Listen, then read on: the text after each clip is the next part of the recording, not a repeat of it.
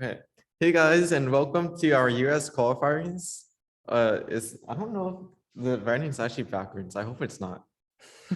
Is it actually? On the Okay, I can't tell. Anyways, uh, today we're gonna have like a bit of a longer tournament. We're gonna get the top 12 US teams that qualify. They're gonna go to our final tournament, which is on February 5th. Make sure to tune in for that one. And today we're going to be starting on round 3 of the losers bracket, I believe. We've already played some of the matches. You can check it out on our challenge. The link is somewhere. I think it's in announcements. It's pinned in Twitch. So if you're watching on Twitch, just open that up and look at the link. So right now, this should be in the midst of the losers bracket. And we're going to be starting off with Blink versus Hockey Stick Taechan. Not there. Okay. Now you have C. I don't know why is this called C. I was also kind of confused on that. Oh, Oh. new map. Oh, I guess the walls kind of look like C's. I'm not sure that's intentional. It seems to a be burst of robots frozen. from Blank. You'd think Blank would have not a lot of robots, but Yeah, Blank really not living up to their name. yeah. Little skirmishes in the middle. Hockey Those Stick currents kind of- Theorem has found enemy headcurrent at the top of the map and they're kind of advancing. But they aren't passing through the headcurrent damage radius, so their launchers are kind of getting weaker than dying as a result of it. Those currents kind of force skirmishes in the middle to be continuous, pushing the launchers in towards themselves. See, Red kind of or Blank kind of has control over the middle right now. We'll Yeah, see. there is like a few mana balls in like the middle of the map that Blank just has control over. Both teams have started capturing islands, but if Blank manages to maintain control of that part of the map, they're just gonna have more resources and win off of it. I believe they just need to capture maybe 2 more islands, Blank. We'll see if they manage to find one on the right and take control of one of Blue's islands. But right now it's looking pretty good for Blank. Hockey Stick Theorem down to 0 carriers left, so their economy has basically been completely shut down. And Blank manages to find one more island to close out the game. Now we have potions.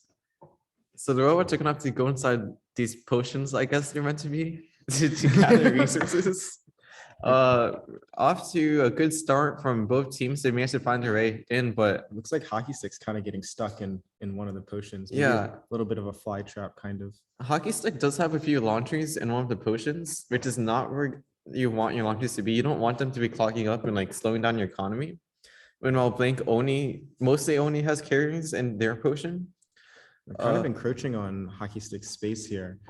Yeah, Controlling a lot of territory. It doesn't look like, oh, and Hockey Stick is out of robots right now. Looks like Blank might be able to get all 4 islands.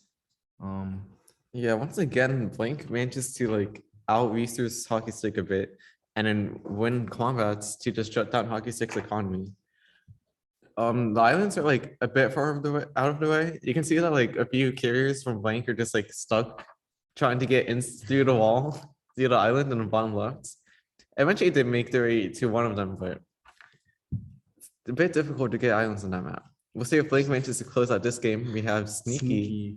We have a lot of clouds, so we're really going to see like how their cloud micro goes on this map. Also a very small map. Yeah. We see not a lot of random cloud attacking here. I mean, right away, I see Blink just has a lot of carries like gathering resources. Blink even gathering resources from Hockey Sticks as well at the bottom of the map.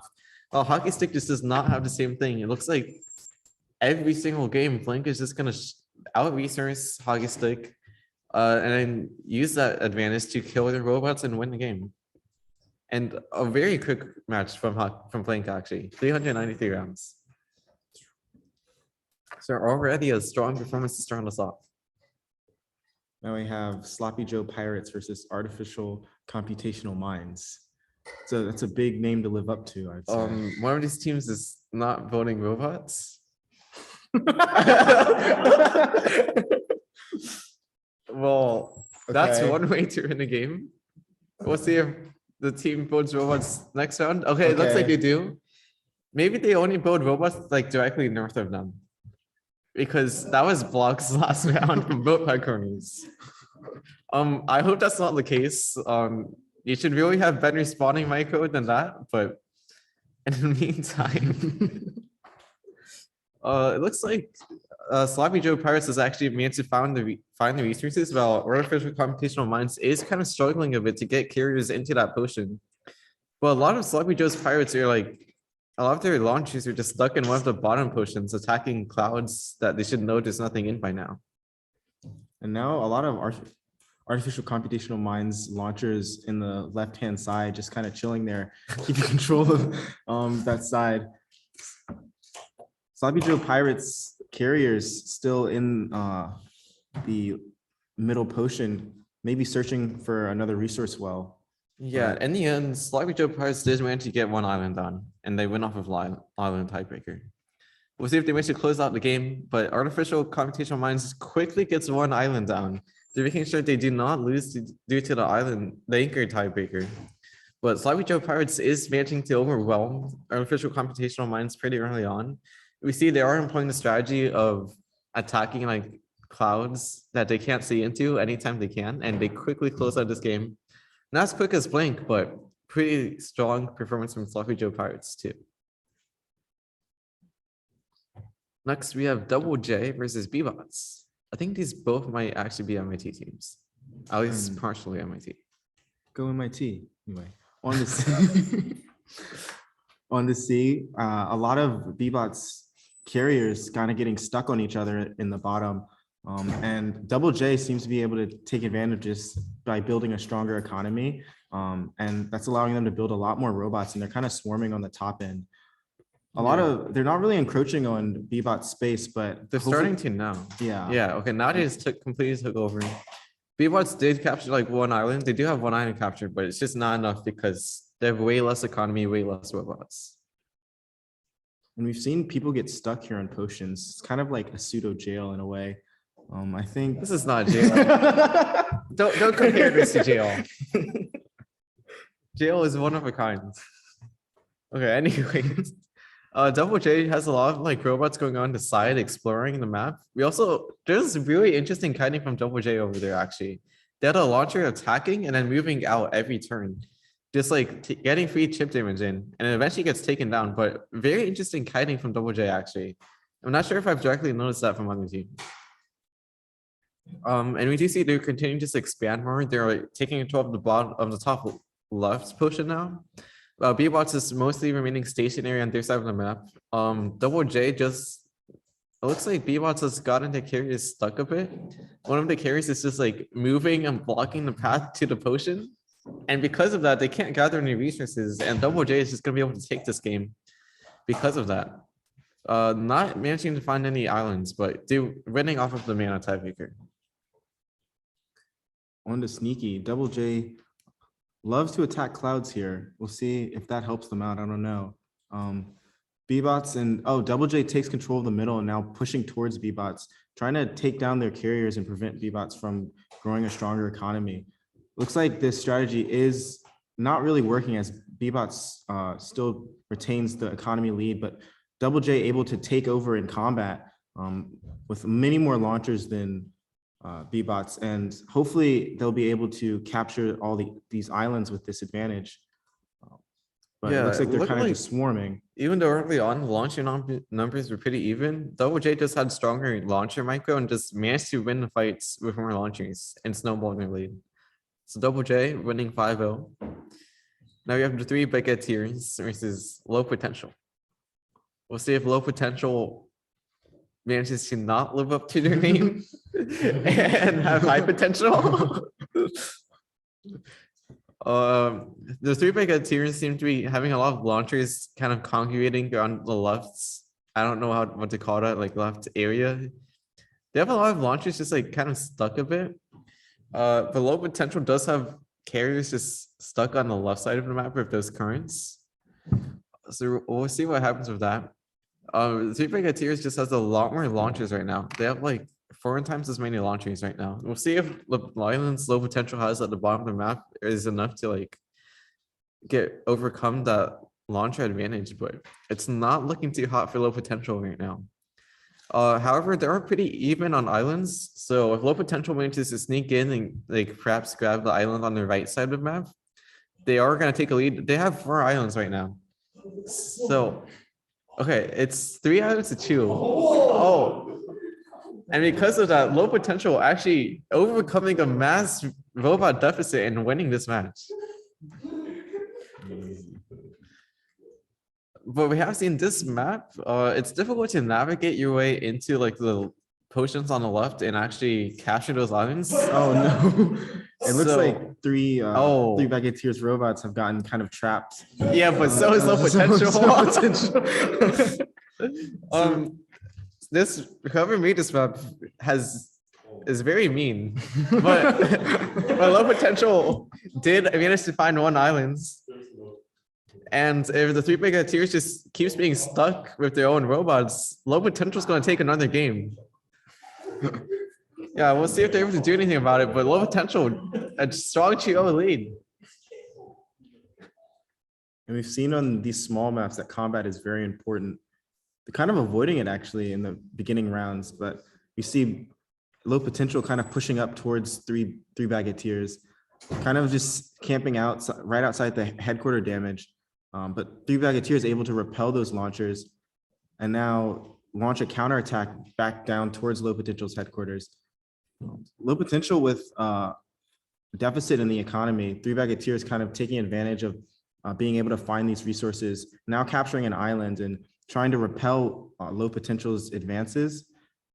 Yeah. Oh my God. The 3 Baguetteers just gets a lot of launches going all at once.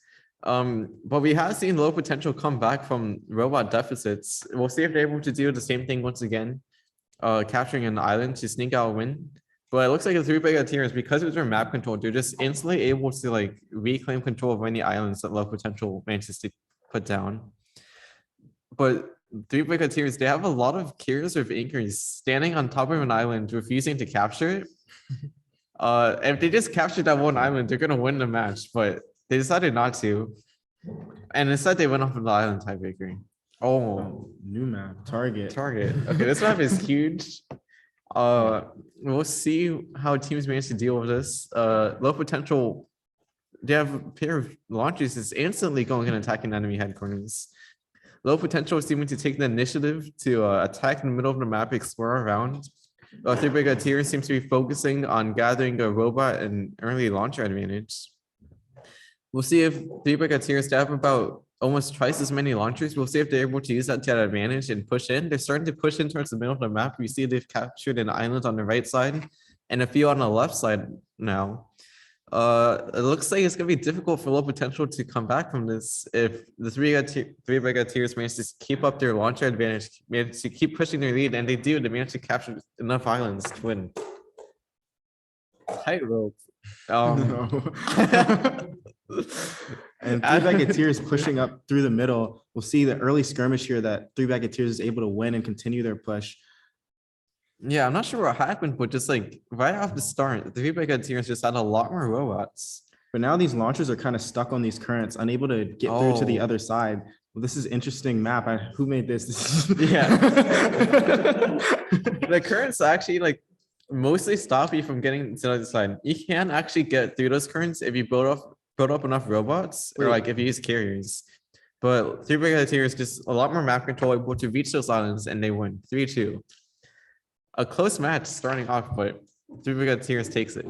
Bridge 4 versus No Thoughts, head empty. Well, hopefully your code's not empty.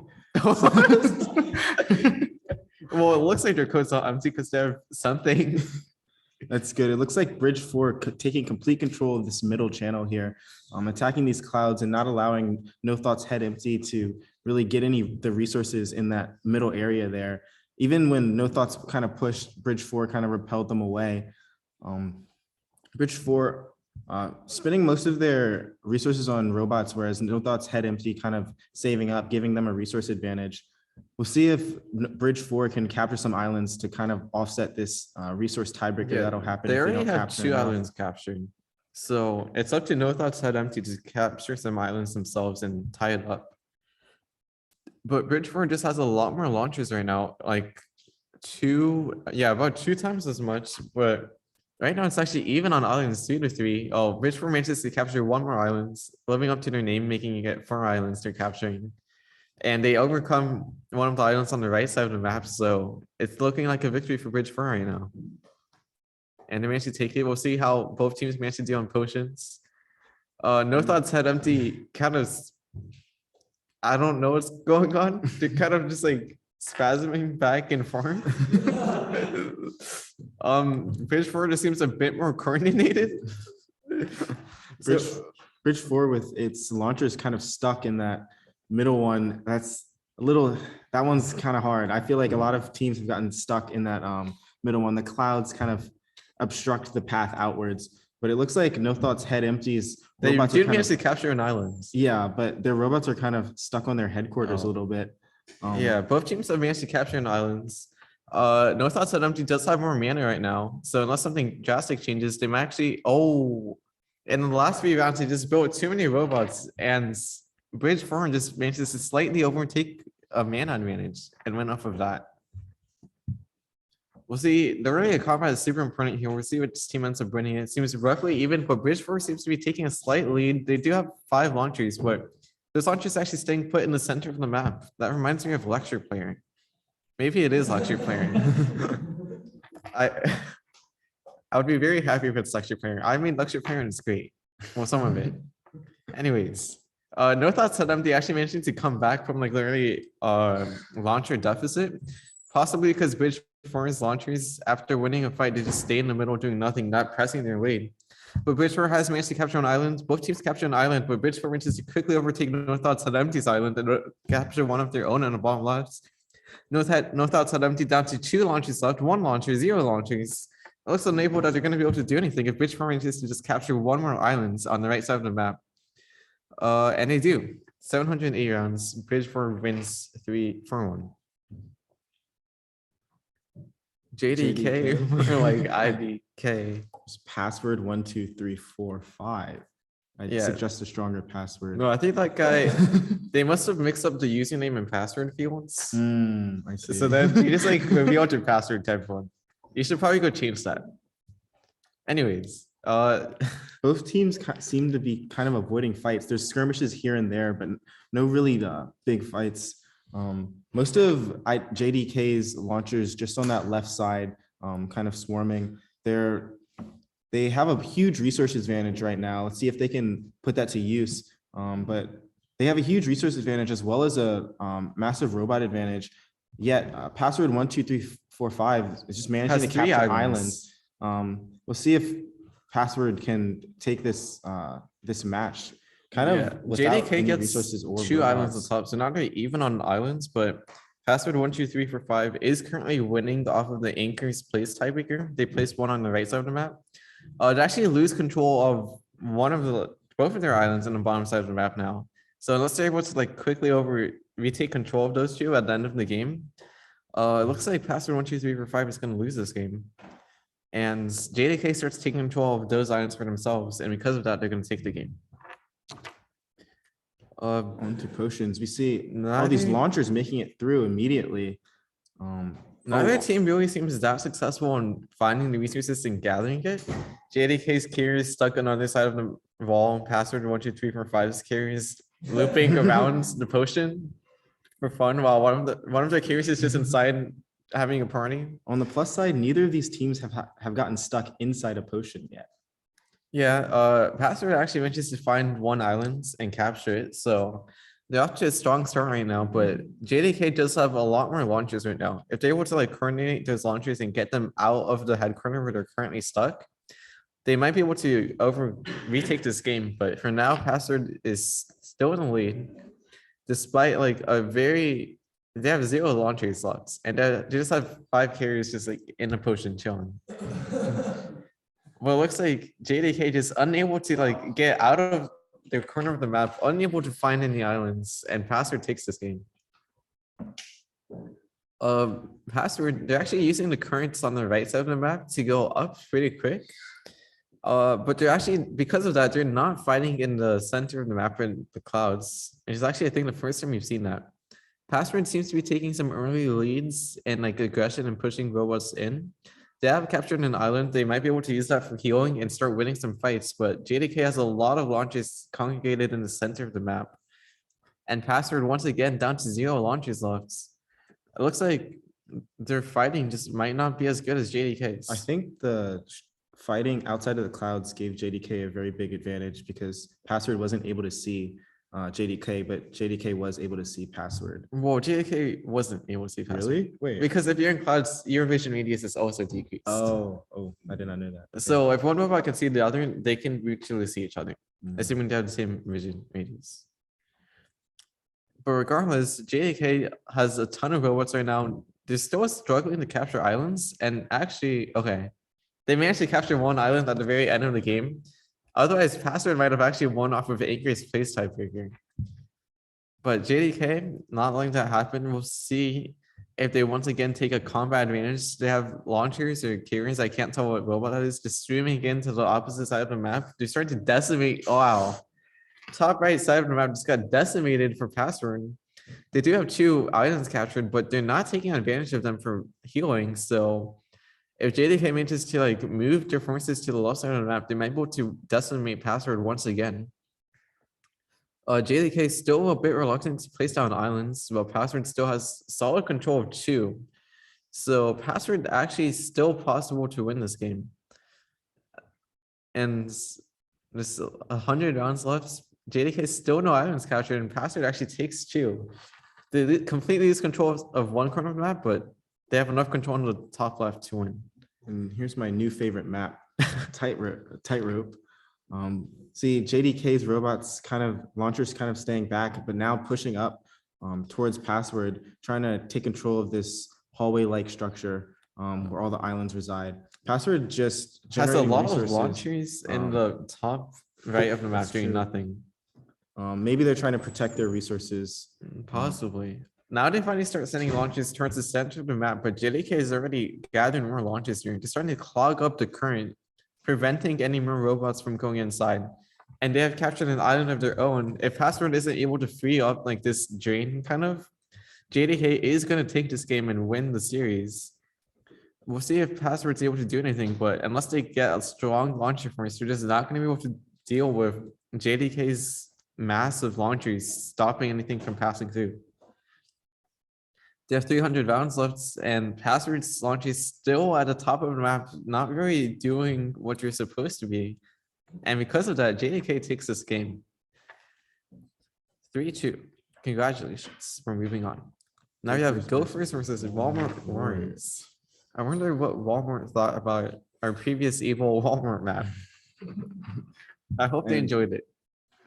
Gophers with a huge launcher advantage here, nearly triple the launchers that Walmart Warriors has, and that's allowed them to take control of these resources and build up a pretty stable economy here. They're pushing down towards Walmart Warriors headquarters, but now just swarming in the middle, keeping control of all these areas where these resources are. But Walmart Warriors has captured 2 islands, and that might help them in the tiebreakers if Gophers doesn't capture some islands here. Yeah, it looks like at the beginning of the game, Walmart Warriors, their launches were just like a lot more scattered throughout the map, while Gophers had more of a united offense. And you see that Gophers has taken 2 islands at the top side of the map. Walmart Warriors only has 1. Gophers now up to 4 islands. So it looks like they're going to take this game pretty handily with early combat advantages from just having united launchers. We've seen that this map can definitely be a toss-up. It can definitely trip teams up with the pathfinding. Like right off the bat, we see Gophers unable to find their way inside the potion, and it clogs up their headquarters. They're not able to like move anything there, and so their headquarters aren't able to produce anything either. And we see Walmart Warriors has found 1 island. So unless Gophers manages to find some way to free up their headquarters to get those robots in the bottom right moving, Walmart Warriors is gonna take this game. Oh, some of their launches have started moving, but they're stuck in that bottom potion. And if they don't make a carrier of an anchor over, it looks like Walmart Warriors does take this game 1-0 to tie it up. Well, 1 island. So we see Walmart Warriors taking an offense on the right side of the map, while Gophers advances on the left side of the map. Walmart Warriors, some of their launches are actually getting into the headquarter damage radius. I believe that damage does actually stack from each headquarter. So they're taking 12 damage a turn, and because of that, they're actually weakening their launcher numbers. Gophers launches staying a bit back, not overextending, and because of that, they do have a launcher advantage right now. We'll see if they're able to use that to capture any islands, but it looks like they do have solid control of the map right now. Walmart Warriors does have 2 amplifiers at the top side of the map, moving off of each other, like kind of harassing the carriers, I guess. Walmart Warriors is kind of like trying to cut off Gophers' economy, but Gophers completely taking control of the bottom wells and unable to get Walmart Warriors gather anything for themselves. We'll see if Gophers manages to place any anchors down to solidify their win, but it looks pretty unlikely that Walmart Warriors is going to be able to get a carrier of an anchor over to capture an island without getting instantly killed. And it does look like they're just not building carriers. They have a stockpile of 3,000 adamantium, and possibly because of spotted enemies, they're only building launchers and building 0 carriers. And I guess because they're building 0 carriers, they just have no chance of winning this game because they have no way of placing any anchors down. So Gophers is going to take this game to get a 2-1 lead.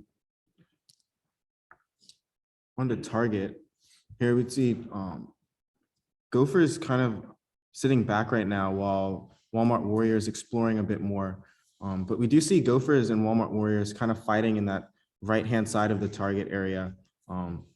Now Gophers kind of pushing up towards Walmart Warriors headquarters, staying just outside the radius of the damage while still not allowing that top left headquarters to spawn any units. Let's see if Walmart Warriors can take it back and maybe get more of an advantage. Yeah, we see the same thing where Gophers just has their launches are all grouped in together. And I'm not sure, I don't remember what law it is, but it's much stronger. Your units are much more effective if they're grouped together than if they're like going in one by one separately, like Walmart Warriors does. Because of that, Gophers is going to take this series.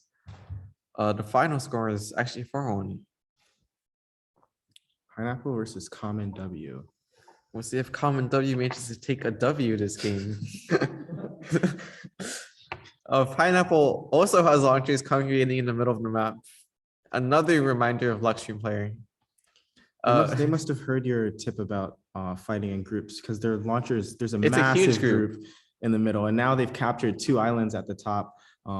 Common W also probably heard, but not deploying it as effectively as their launchers are kind of in the wrong spot. They're in a group, just in a spot that's not very advantageous for them. Now Pineapple has captured 4 islands, just needing 1 more, or actually 2 more, 2 more to in this game. They do have a lot of carriers or anchors at the top of the map, but they're just like stuck on the wall.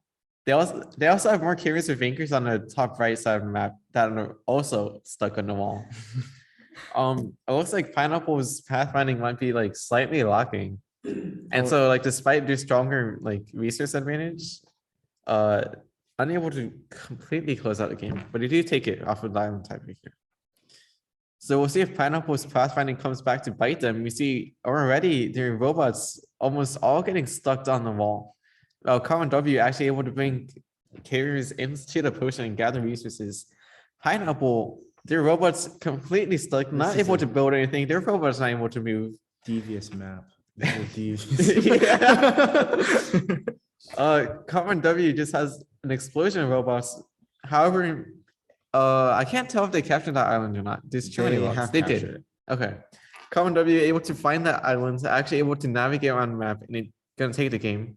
And here we see where combat's really important. Common W just with a burst of carriers at the beginning, now finally creating launchers and fighting in the middle. But Pineapple, because of their advantage, building launchers quickly, just have a lot more than Common W and are able to keep control of the clouds. Common W, though, because of all their carriers, are able to keep a lot of the resource advantage and use that to build hopefully some launchers to fight this. No, they have 1 launcher. Well, that's why I said hopefully, because in the future. Oh, but Pineapple able to take 3 islands super quickly. It seems that like Common W, they take about almost 100 rounds to build any launchers at all. I think they might not build any launchers until they spot enemy robots. But because of that, you're just ceding complete map control of the center of the map to Pineapple, who is building launchers proactively, who is using this proactive. Wait, I think Common W is just stuck. I think they can't build anything. Wait, they can in the top right. Yeah, they're but able to I think build- they might only build robots like adjacent to them. And they're curious because they don't see a wall, they're not moving. So another mishap from Common W and Pineapple, just able to completely control the map. And when wait.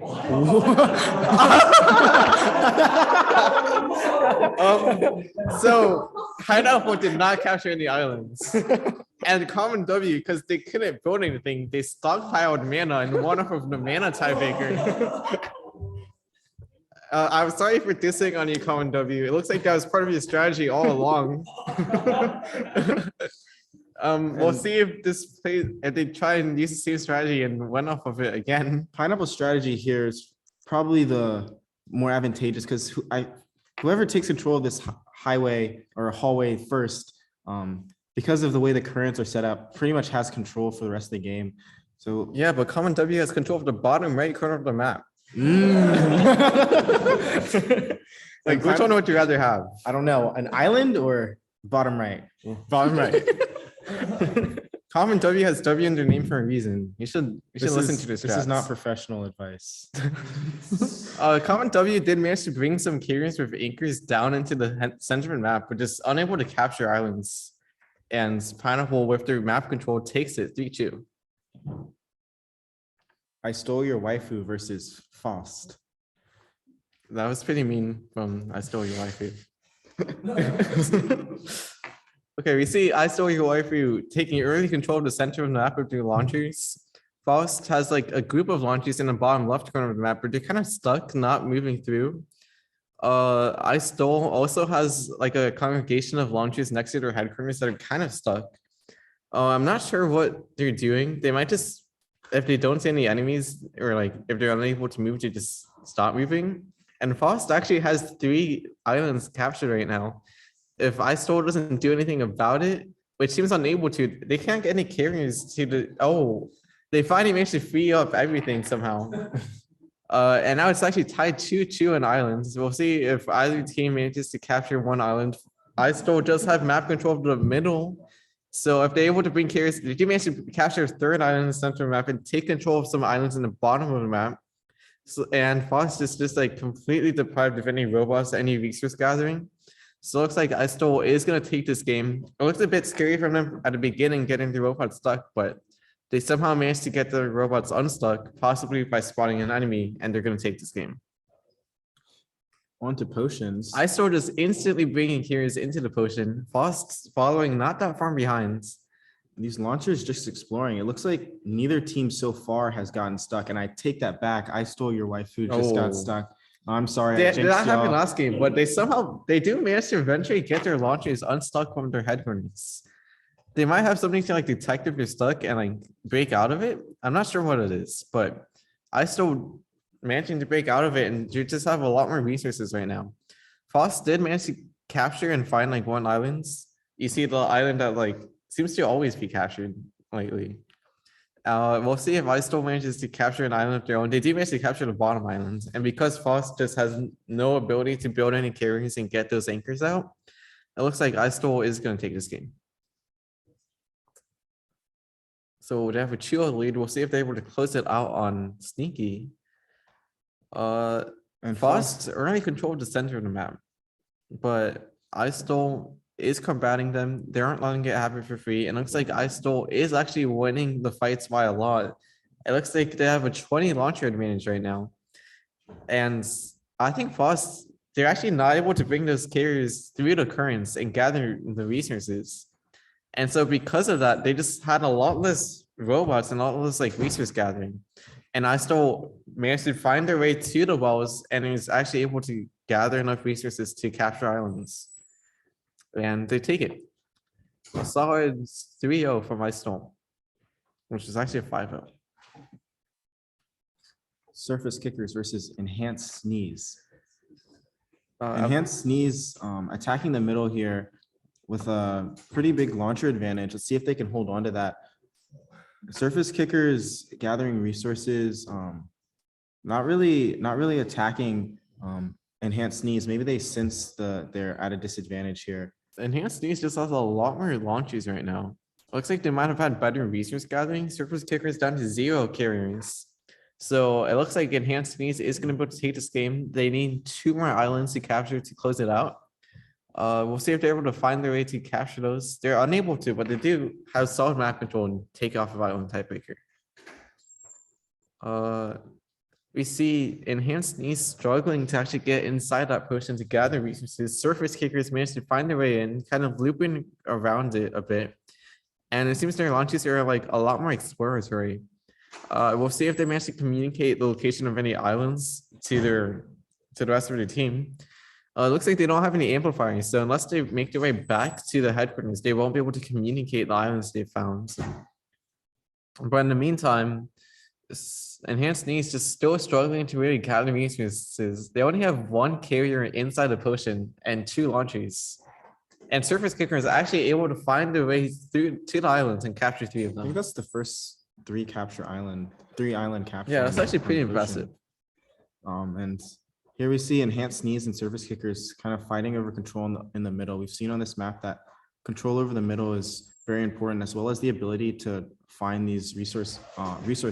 Yeah, And it looks like Enhanced Needs is not really able to find these resources because of these currents, whereas Surface Kickers is, and this is giving them a very big resource advantage, or at least launcher advantage. But Enhanced Needs is able to take control of the middle despite this.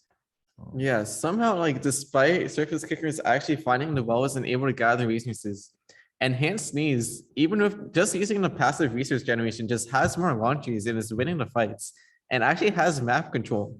Despite they just brought 1 carrier over to the wall. I think that might be their first one that managed to find their way over. But Enhanced Needs, like, showing that even without finding wells, passive resource generation is enough to like be able to take some fights and win them. We'll see if they're able to capture any islands.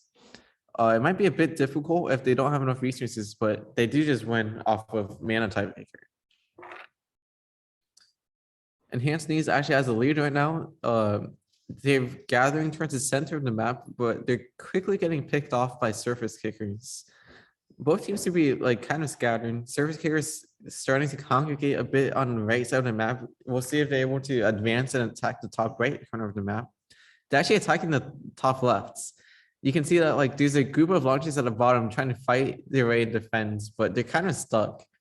And Surface Kickers just has launches steadily streaming in and just whittling down Enhanced Needs.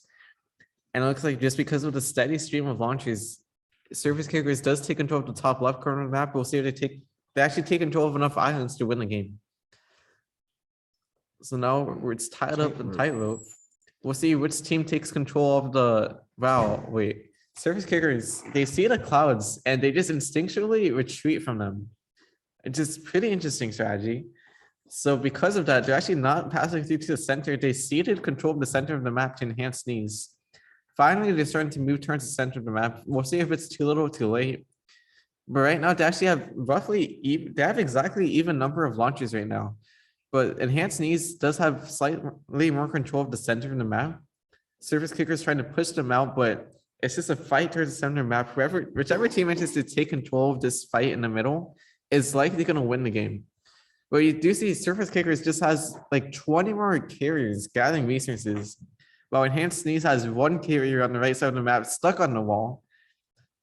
And even despite Enhanced Needs like inability to gather resources, they are still winning fights. I actually have no clue how Enhanced Needs does this. Enhanced Needs is struggling to gather resources every game, but every game just managing to win fights just off of passive resource generation. A pretty impressive strategy, but Surface Kicker is actually gathering resources, wins off of the mana tiebreaker.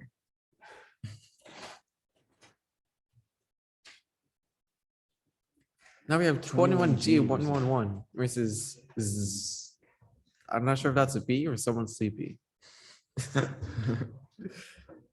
Looks like they're attacking like a bee, stinging them. Okay, I can't. I'm sorry, guys. And 21G kind of pushing down towards Z's headquarters. Let's call it the Beehive, I think. 21G with a huge launcher advantage, as well as a resource advantage, kind of just swarming in this middle section here. That was a pun, but I know. Yeah, they're able to find resources very efficiently. Kind of like not letting surrounding these headquarters, not allowing Z to build any more robots, and now capturing islands needed to win. Yeah, a pretty impressive first game from 21G. And we actually see they're able to instantly find their way to the resources and gather it inside the potion. Z just unable to do the same thing. They have launches congregated in a wrong potion, and they still have yet to really put carriers inside the potion and gather resources. So we'll see if 21G is able to use their resource advantage to their advantage. It looks like they actually are starting to take control of headquarters, and they do have 2 islands capturing. Z just managed to like reclaim control of one of them, but 21G impressively manages to find the 2 islands on the left side of the map and capture them to win off of islands. And here we've seen that combat is really important. 21G kind of employing that strategy of staying out of the clouds, but now pushing towards Z's headquarters and actually using those currents in the bottom right to their advantage. Yeah, they're actually using the currents to get to their location faster. And because of that, they took control of the bottom side of the map and like looped back around towards the center of the map. And they actually completely won the fight. We'll see if they're able to capture islands. Last game, they were pretty impressive in how quickly and like efficiently they capture islands. And 21G is a quick 3-0, capturing islands every game. Now we have S versus Silk Song Gwen. I hope Silk Song comes soon. Please come soon. Silk Song developers, if you're watching this, release the game. Not sponsored, but you should. S does seem to have like a bit more resource generation. Silk Song Gwen has captured 2 of the islands on the bottom side of the map. I recall in a previous tournament, S said that the carriers randomly tried to place anchors down. We'll see if they've improved their islands capturing since then. I believe that was sprint 1. So we'll see if they've improved. It looks like they might not have, as they still have yet to place any anchors down. Despite their like huge 100 launcher advantage, still no islands. And unless something drastic changes, it looks like Silk Song Gwen is going to take this game despite being pretty down on islands and resources. That's crazy. Silk Song Gwen slightly better at finding the potion. S kind of stuck. It looks like their headquarters might be getting clogged up soon if they don't change something. Well, Silk Song Gwen able to just maneuver robots around the map much more efficiently, managing to explore, communicate that with the amplifier they have moving around, and able to efficiently gather resources while like pushing S deeper into the corner with a few launchers. If Silk Song Gwen manages to capture any islands, it looks like they're gonna have a handy victory. I don't see any anchors down, and because of that, S, who like clogged up their headquarters, wins off of mana. That seems to be a common occurrence on that map. We'll see which team wins the early fight. It looks like S might be taking the lead on the fight. Some of their launchers do overextend into the headquarter damage radius and die because of it. We'll see if that's enough to make a big difference and like lead to S's downfall. But for now, it looks like S is maintaining a solid lead in combat. Silk Song Gwen down to just a few carriers. One carrier in the bottom left doing nothing. Oh, they got a friends that together they decided to do nothing. It seems like Silk Song Gwen has a huge resource advantage, but is just not able to produce enough robots because S just eliminates them the moment they're produced by the headquarters. If S doesn't build any islands, Silk Song Gwen is actually has like 1,000 mana advantage. That would be unfortunate for S. Hopefully they're able to find at least one island, but they have a lot of robots on the screen, so they might be actually blocking their own, clogging their own pathfinding to these islands, and they do, allowing Silk Song Gwen to take another. Guys, this should not be happening. It is not that difficult to write code so that your carrier picks up an anchor and walks towards an island. Well, hopefully they're able to get an island this round. So far, not many skirmishes just because of the size of this map, but Silksong Win pushing down towards S's headquarters in the bottom left. S repelling them, now taking control of the middle, but Silksong Win able to fight them back. Looks like Silksong Rin does have 2 islands captured. If this goes the way of the past few games, S is gonna lose this. We'll see if S has a sudden change of heart and start deciding to try capturing islands. And S again with almost 5 times the amount of launchers than Silksong Win has, but they're not being really put to use very well as they're all. Oh wow. Okay, well, if you don't capture islands, this is deserves. Deserves. Now we have Postmodern versus Powerpuff Girls. I didn't know they did Battlecode. They're retired. What? Are they at homes? Powerpuff Girls pushing down towards, oh, I'm sorry. Postmodern pushing down towards the Powerpuff Girls headquarters, not allowing them to spawn. And maybe tracking where these headquarters are is using symmetry, but Powerpuff Girls able to capture an island for a moment there, but Postmodern able to take it back. Postmodern holding the resource advantage. So, But still no islands captured. And if they don't capture any island, okay, they do finally capture islands on the top side of the map. We're not gonna get a repeat of us. Postmodern does capture islands and is gonna take this game. Postmodern, more successful in gathering resources. Powerpuff Girls just like circling around it a bit. They finally get 1 launcher inside. That's not the right unit. Finally, they get 2 carriers inside the potion, but in the meantime, Postmodern just gathering resources the whole time, able to actually get a huge robot advantage and go in. These launchers on the top here, going back and forth, just Yeah. being eliminated by Postmodern. I think they might have been like pathfinding. retreating, but then realizing they need to like protect their headquarters and then retreating again. I'm not sure what that was, but Postmodern does take this game. Pretty deserved. We'll see if Postmodern takes it again and makes it 3-0. Both teams kind of staying out of these clouds here. We've seen that whoever is able to take the middle first usually has a pretty good game on this map just because of how small it is, not allowing the other team to produce robots.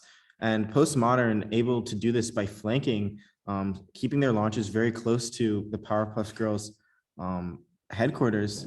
A lot of those are anchors Yeah. being built on. Powerpuff Girls does have anchors, but is don't have the map control to bring those carriers with. Oh, wow. Postmodern they kept overextending their launchers, and the damage from headquarters, it just kept building up. And Powerpuff Girls with like a very impressive comeback, actually captures 3 islands. I thought Postmodern had that in the bag, but Powerpuff Girls was showing. Power of friendship, you know? Is that what they say? I don't know. I've never watched I just noticed like the monkey guy that's evil. Mojo. Yeah. Mojo Jojo. Yeah, Postmodern looking like Mojo Jojo. And Postmodern really. Actually taking control of the entire map right now. Let's see if they can avoid a collapse. This time they're actually staying out of the headquarter damage radius. So it looks like they've learned from last game. They're not going to repeat the same mistake and just setting their launches to die. And they do have a lot more mana right now. They do have islands captured, and because of that, Postmodern does close it out. Scared us for a moment, but Postmodern does take it. Now we have versus Beaver Boys, and Beaver Boys with a huge launcher advantage here. It seems like Noobs isn't really producing any robots. Yeah, I don't know. I don't know why. Maybe they only produce robots turn 1. Like I don't know. Well, they are noobs. So. Okay. Well, Beaver Boys takes that game pretty handily. I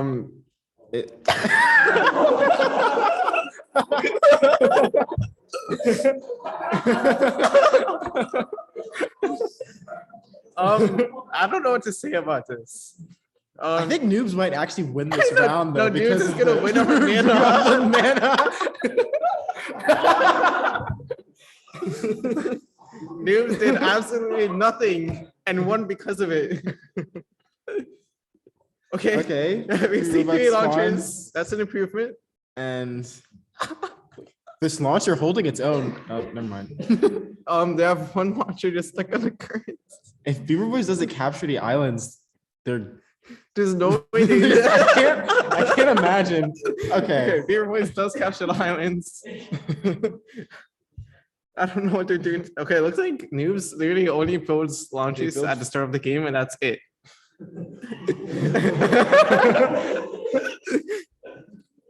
I'm not sure like what they had in mind when they're designing this functionality. I wonder if Noobs would be example funks playing. That's Wonder what they would put in their strategy report. okay. I'm not sure. Okay, Beaver Boys takes this game. We can finally move on from this. Now we have Kryptonite versus CM25K. And both teams producing robots this time, which is good, an improvement. Kryptonite with the resource advantage and a ton of carriers, just building this economy. Now that they have a strong economy, building a ton of launchers. We've seen that sometimes teams have been unable to capture islands even despite having complete and total control of the map. Let's hope that Kryptonite can take advantage of their map control here. I think Kryptonite had some pretty strong showings in sprint, so I would hope they capture islands. Well, although okay, finding like 1,300 rounds in, they do capture one island. They have a second one on the bottom left and one on top right. They do need just 3 more islands, but they're unable to find them in time. But they do take the game pretty handily. Kryptonite actually able to gather some resources. CM25K struggling a bit, finally making it in, but at the same time as Kryptonite's carriers make it inside, Kryptonite actually gathering from the enemy team's potion and gathering those resources. And CM25K, they have an anchor, but they have no carriers to take advantage of it. They have no map control. Kryptonite is going to take this game once again. Unless there's a crazy mana tiebreaker thing. We will see, but CM25K is not building up any mana. They're just instantly spending it to build launchers, and Kryptonite takes the game because of it. Kryptonite, actually a lot of carriers exploring the center of the map. And CM25K's robots just kind of staying back towards their headquarters, playing very defensively. Kryptonite pushing forward and somehow able to break CM25K's defenses, mostly because a lot of CM25K's launchers are kind of just camping outside a cloud. Not really. Wait, they might think there's a head corner there because of symmetry. Like if they assume there's horizontal symmetry, they would think there's a head corner there. But just camping out where there's nothing, and CM25K is probably going to lose this game unless something drastic happens. Kryptonite does have like over a large number of mana. I can't multiply or divide in my head, but maybe like 20 times 200. I'm sticking with 200. Final answer. 200 times this much mana, and not capturing any islands it seems, but pretty handily winning off of mana advantage. We have Taco Tuesday. Today is Monday. Versus Decade. Might not be Taco Tuesday's day, but we'll see. And Taco Tuesday with a very big resource advantage. Decade does have able two to islands. capture three islands, going for an island first mentality here. I kind of like it. Hopefully they're able to put this to use. They do have roughly equal number of launches. So, And they're actually pretty equal on everything. They both have 3 islands captured. They both have 4 islands captured. Taco Tuesday actually takes control of one on the right and able to just take a 6th island. it's always Taco Tuesday. Yeah, it's pretty even, but Taco Tuesday just more proactive and more focused on gathering map control, managed to take a 6 islands. But this time, Decade seems to be in a more proactive one, advancing towards the enemy team's headquarters and actually attacking a bit. They do have a lot of carriers doing, I don't know, like at the top of the map, but they did quickly manage to capture an islands. We've seen on this map, it's pretty rare for both teams to be able to capture islands, but it seems once again, they're both evenly matched. Decade manages to capture an island on the bottom left. We see a carrier of an anchor on top of the island, 2 carriers of anchors, eventually standing on the islands, overtaking it and capturing it from themselves. So, but Decade manages to reclaim control of the islands. And because of that, they're going to win the game. Both teams fighting back and forth for that island in the bottom left, but Decade getting the upper hand and then some quick fights in the middle.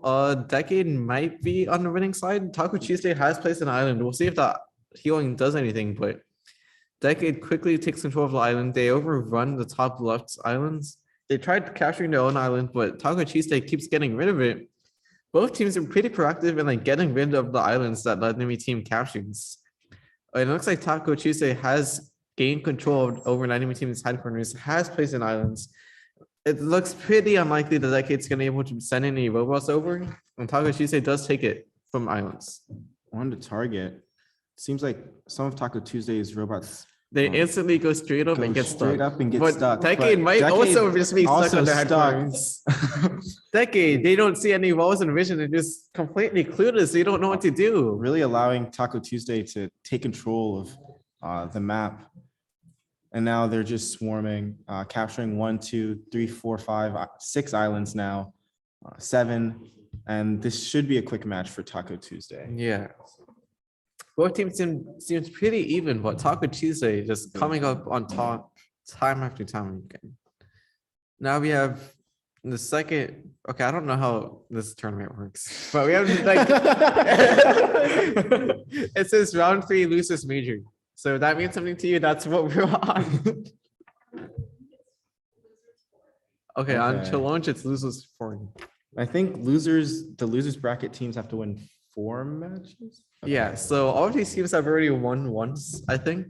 They need to win 3 more times if they want to qualify for our final tournament on February 5th, 7 p.m. Eastern time. What a plug. Okay, we have some new maps now. We have Cave. I don't know why it's called Cave, but Blank taking control of the center of the map.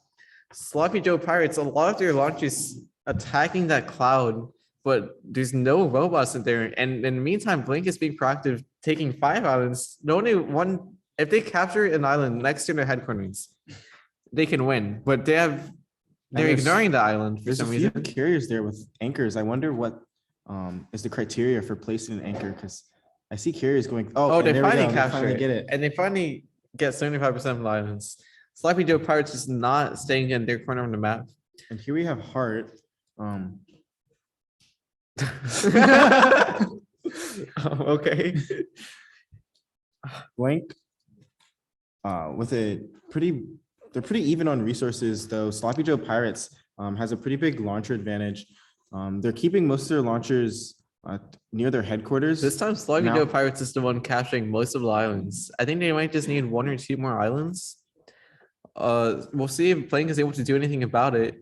But Sloppy Joe Pirates being proactive in gathering islands and quickly closing out the game. Now we have Hot Air Balloon. And Sloppy Joe Pirates gathering resources, again, playing pretty defensively, keeping their launchers close to their headquarters. Blank also similarly, but now pushing towards Sloppy Joe Pirates. And Sloppy Joe Pirates with the island first strategy, capturing 2, 3, 4 islands now. Blank trying to stop them, quickly recapturing these islands. Yeah, both teams fighting over control of the islands you see in the center of the map. This map is kind of bad for that. The islands are kind of spread out. 2 of them are like straight up in the corner of the map. But Blank just has a lot more robots right now, but most of them are carriers. Sloppy Joe Pirates actually has twice as many launchers. So we'll see if which one's more important, the combat or the resource generation focus. A lot of Sloppy Joe Pirates launches are just attacking that cloud and not really attacking Blank. And because of that, Blank is actually advancing with islands. They only need a few more islands, but Sloppy Joe Pirates actually coming back, regaining control of some of those islands. We'll see if Blank is able to defend their islands. It's a pretty close. Blank does still have an island lead, and there's with 50 rounds left, 0 rounds left. Blank does take it. Now we have Massive L. Massive L needs to meet Common W. We see a lot of L-shaped objects. But that's all I have to say about the map. Neither team actually taking that many islands to start with. Sloppy Joe Pirates has started. They've taken 3. They've taken 5 actually. They probably need like 7 or 8 on this map if I had to guess. And they actually quickly take it. Sloppy Joe Pirates quickly taking islands and not really letting Blank have a chance to do anything. Now we have Rainbow. This map has a ton of islands. So it's going to be pretty difficult for either team to secure an early win off of islands in this case. Islands is still useful for like their healing advantage, but it looks like combat is going to have to be the main focus of this match. And it seems like both teams are focusing on combat. We've seen them capture a lot of islands, but so far only 2 islands out of a lot captured. Sloppy Joe Pirates kind of dominating the fighting combat scene here, which we said was necessary for victory on this map. Now taking control of Blank's headquarters and really the map, not allowing Blank to spawn any robots. So now they can focus on capturing islands, and they do just that, taking the victory 3-2. A pretty fun series, actually. Now you have Double J versus the 3 Brigadiers. Onto Cave, where you really got to pass through a lot of these. I think they're caverns. Double J with almost double the launchers that 3 Brigadiers has, though 3 Brigadiers able to capture 2 islands early. Double J with a huge launcher and just like map control advantage. Yeah, and now they use that map control to start taking control of islands. I believe they just need 1 more island and they do capture it pretty quickly. Pretty strong performance starting off from Double J. Now we have Heart. This is like a very open map. We see Double J starting to take control of the center, stay in those clouds, and then once they've spotted the robots, they follow them, chasing them back to their headquarters. And it seems like Double J's robots move together very well as groups, whereas 3 Brigadiers robots kind of move separately. That kind of gives Double J the combat advantage, which allowed them to win some early fights and give them a huge launcher lead. Though similar to last round, 3 Baguettes able to capture an island despite having 0 robots right now, but Double J able to get the rest of the islands and take the victory. Yeah, now we have Hot Air Balloon. 3 Brigadiers launching, sending some launchers through the top side of the map, but most of them quickly get taken out. Double J kept some launchers next to their headquarters, and because of that, they are actually able to defend their own carriers.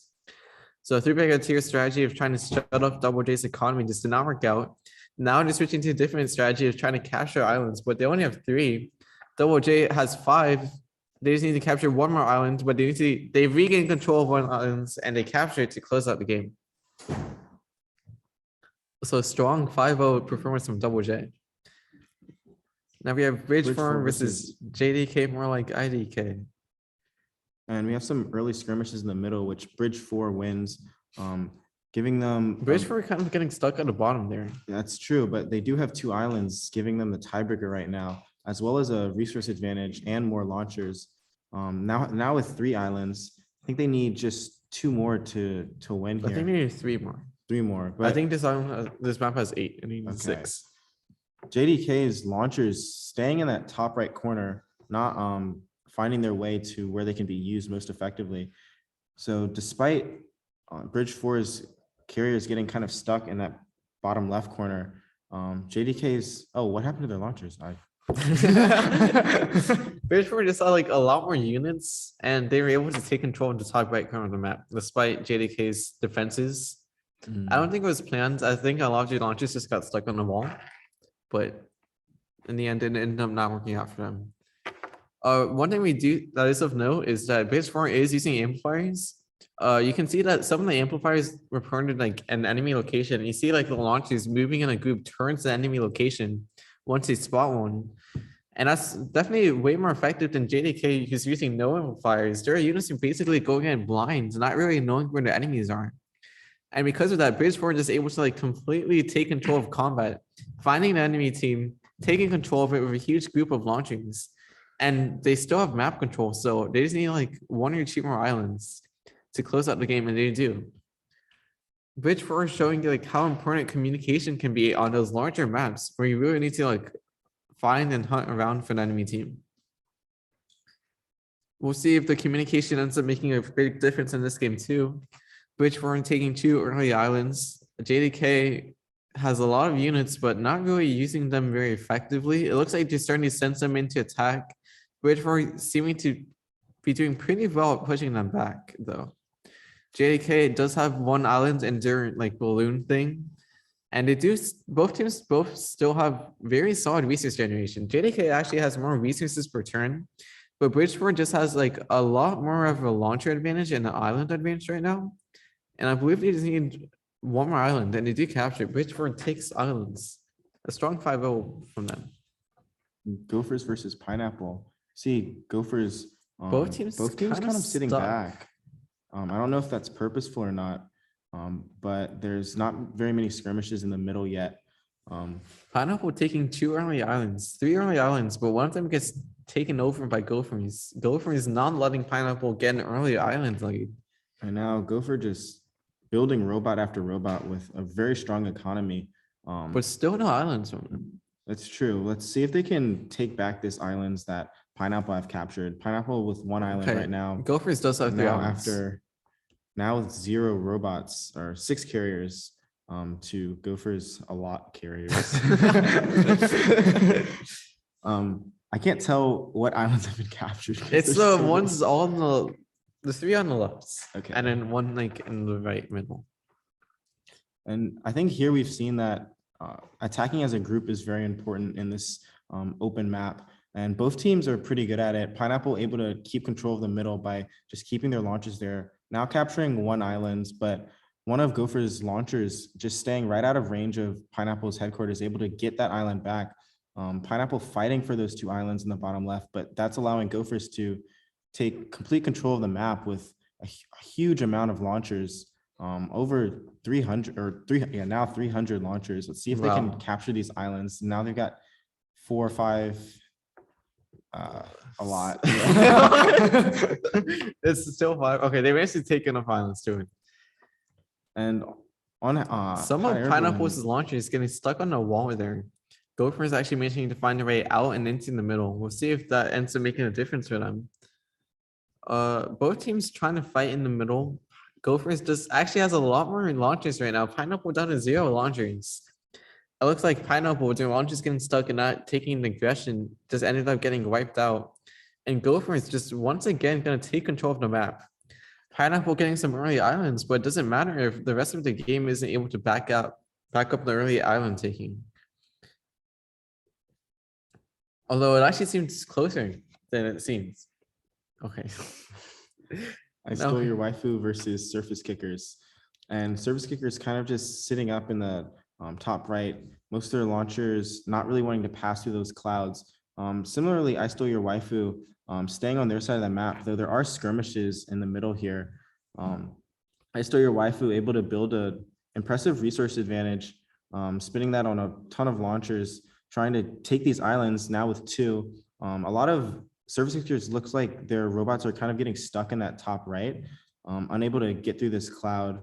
And that's allowed I Stole Your Waifu to kind of push over towards their side and take their territory, yielding an even like more insurmountable disadvantage for surface kickers.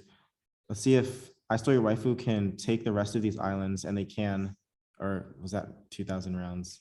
Either way, effective strategy. Very quick combats in the center. And it looked like the I Stole Your Waifu came out on the top pretty consistently.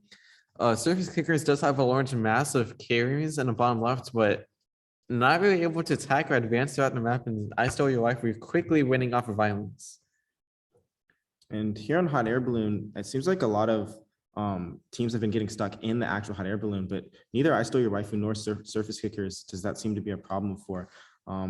Both fighting for the middle. We saw I Stole Your Waifu in that last match was very island focused, but here they've much more focused on resource advantage. Now finally capturing islands, though surface kicker is able to repel one of the islands that they captured. Yeah, 2 of them actually, 1 in the bottom left.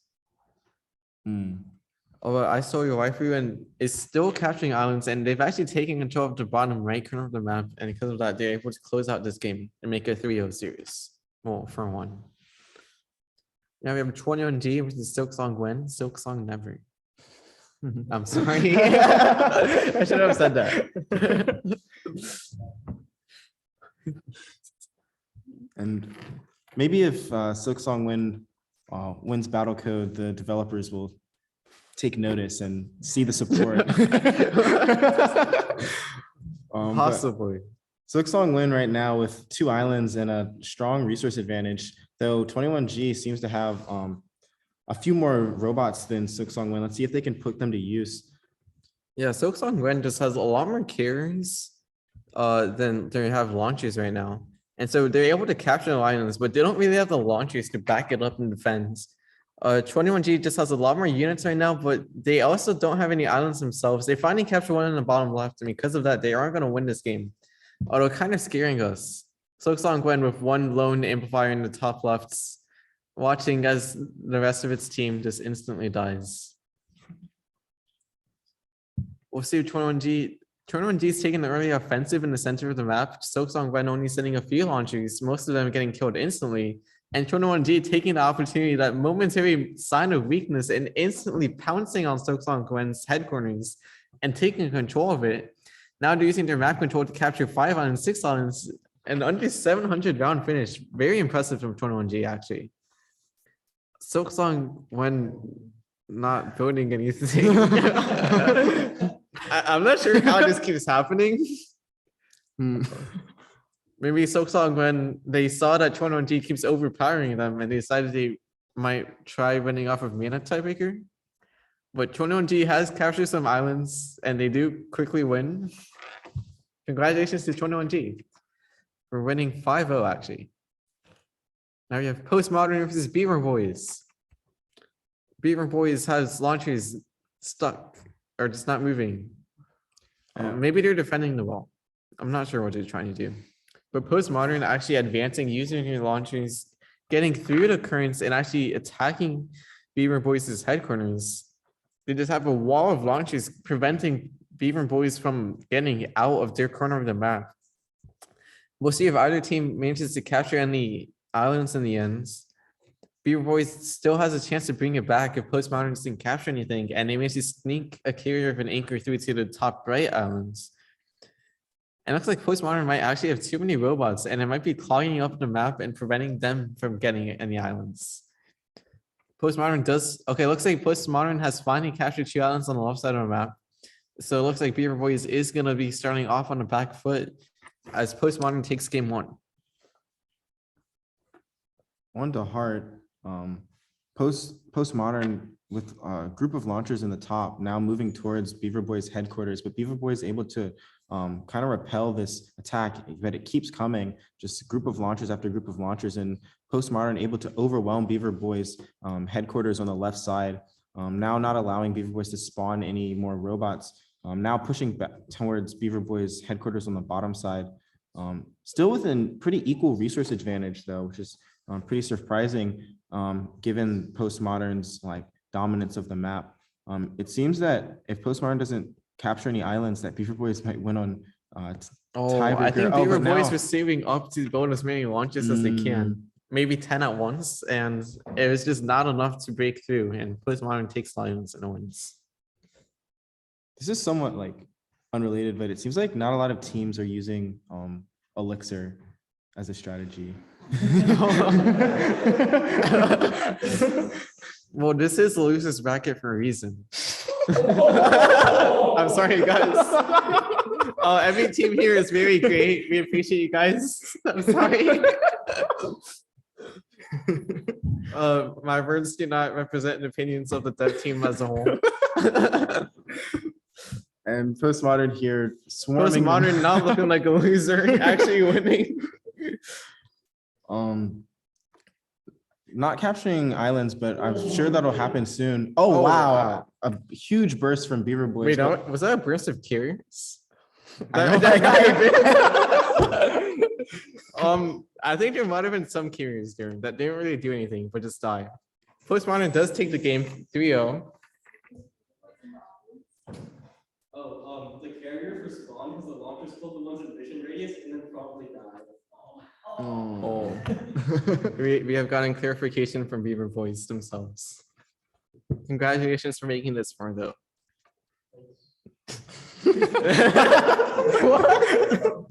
Now we have Kryptonite versus Taco Tuesday. Taco Tuesday, some of the launches getting stuck on the wall there on the right side of the map. Kryptonite seems to have slightly better pathfinding, making it towards the center of the map, doing a bit better. Kryptonite starting to repel carriers from the bottom right mana well. And it looks like if Taco Tuesday is just prevented from getting any mana, they're not going to be able to come back from this game if they just can't build launchers. Kryptonite has a huge launcher advantage, even a carrier advantage too. We'll see if Kryptonite's able to capture any islands. I think the last series, they're pretty slow in capturing islands, if at all. So we'll see if Taco Tuesday has 2 launches. It looks unlikely that Taco Tuesday is going to be able to do anything about it. They looked pretty strong in the last series, but Kryptonite just might be their kryptonite.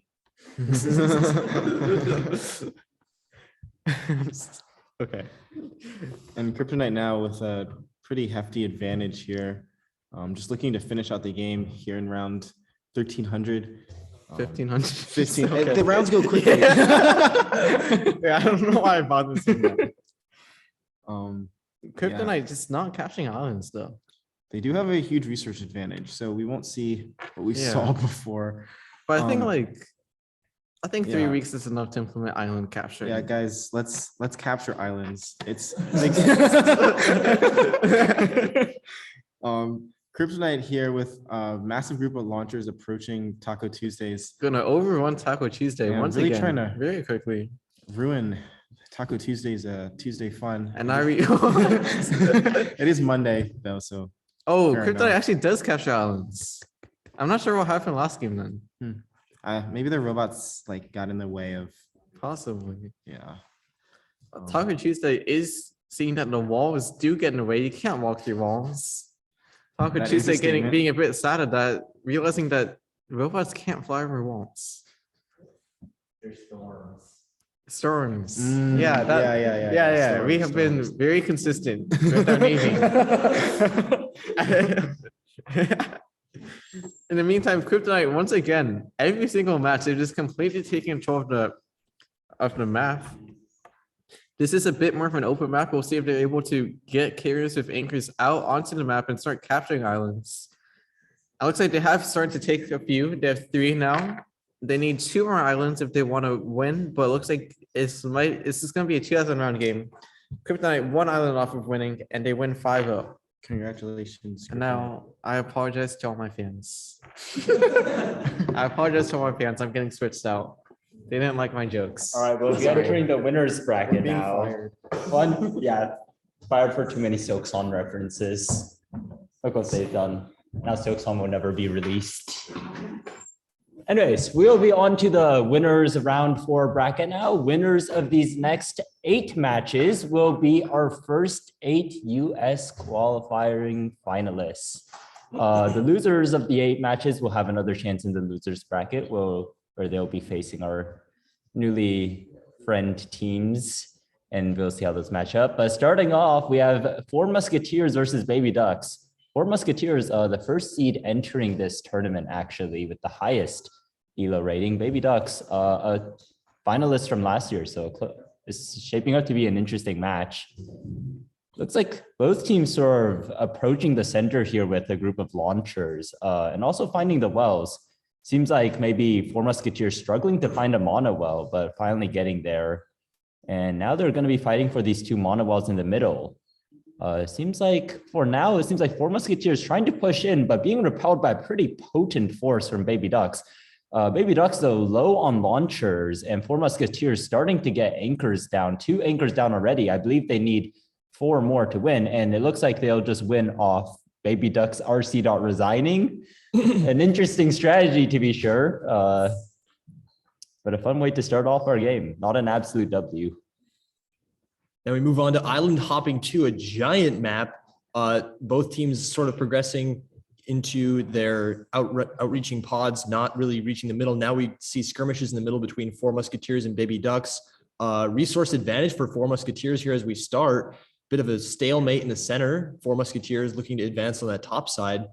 Resources tracking more closely now, though a bit of an adamantium advantage for the red team. Definitely a bit of a even spread when it comes to units. We'll see who can path out. Both teams claiming islands, and only red claiming islands in their side. Baby Ducks really with a lot of map control here. They have control of the center, and they have control of more islands than 4 Musketeers. If this goes down to a tiebreak and Baby Ducks can get some anchors down, they will win the tiebreak. But so far, it seems like 4 Musketeers has more islands. Will someone claim one of those center islands? And And Baby one Ducks is- do. And 4 Musketeers needs to get rid of these or they'll lose off the tiebreak. 50 rounds left, and it looks like Baby Ducks will be the one taking this tiebreak unless Four Musketeers can do something. But Baby Ducks, lower on resources, but not lower on islands, going to take it. We'll see how they navigate potions. Now in potions, looks like Four Musketeers and Baby Ducks both successfully getting carriers into their first potion. A launcher for Four Musketeers stuck in their second. We are seeing some skirmishing here in the middle now. Four Musketeers with a slight advantage, both in carriers and launchers. But Baby Ducks sort of winning the better of these fights, even though they have fewer launchers. But now Four Musketeers with more launchers is going to approach once again, getting poked a little bit over this wall and going to suffer some health on their launchers. But at the end, lots of low health launchers getting away alive.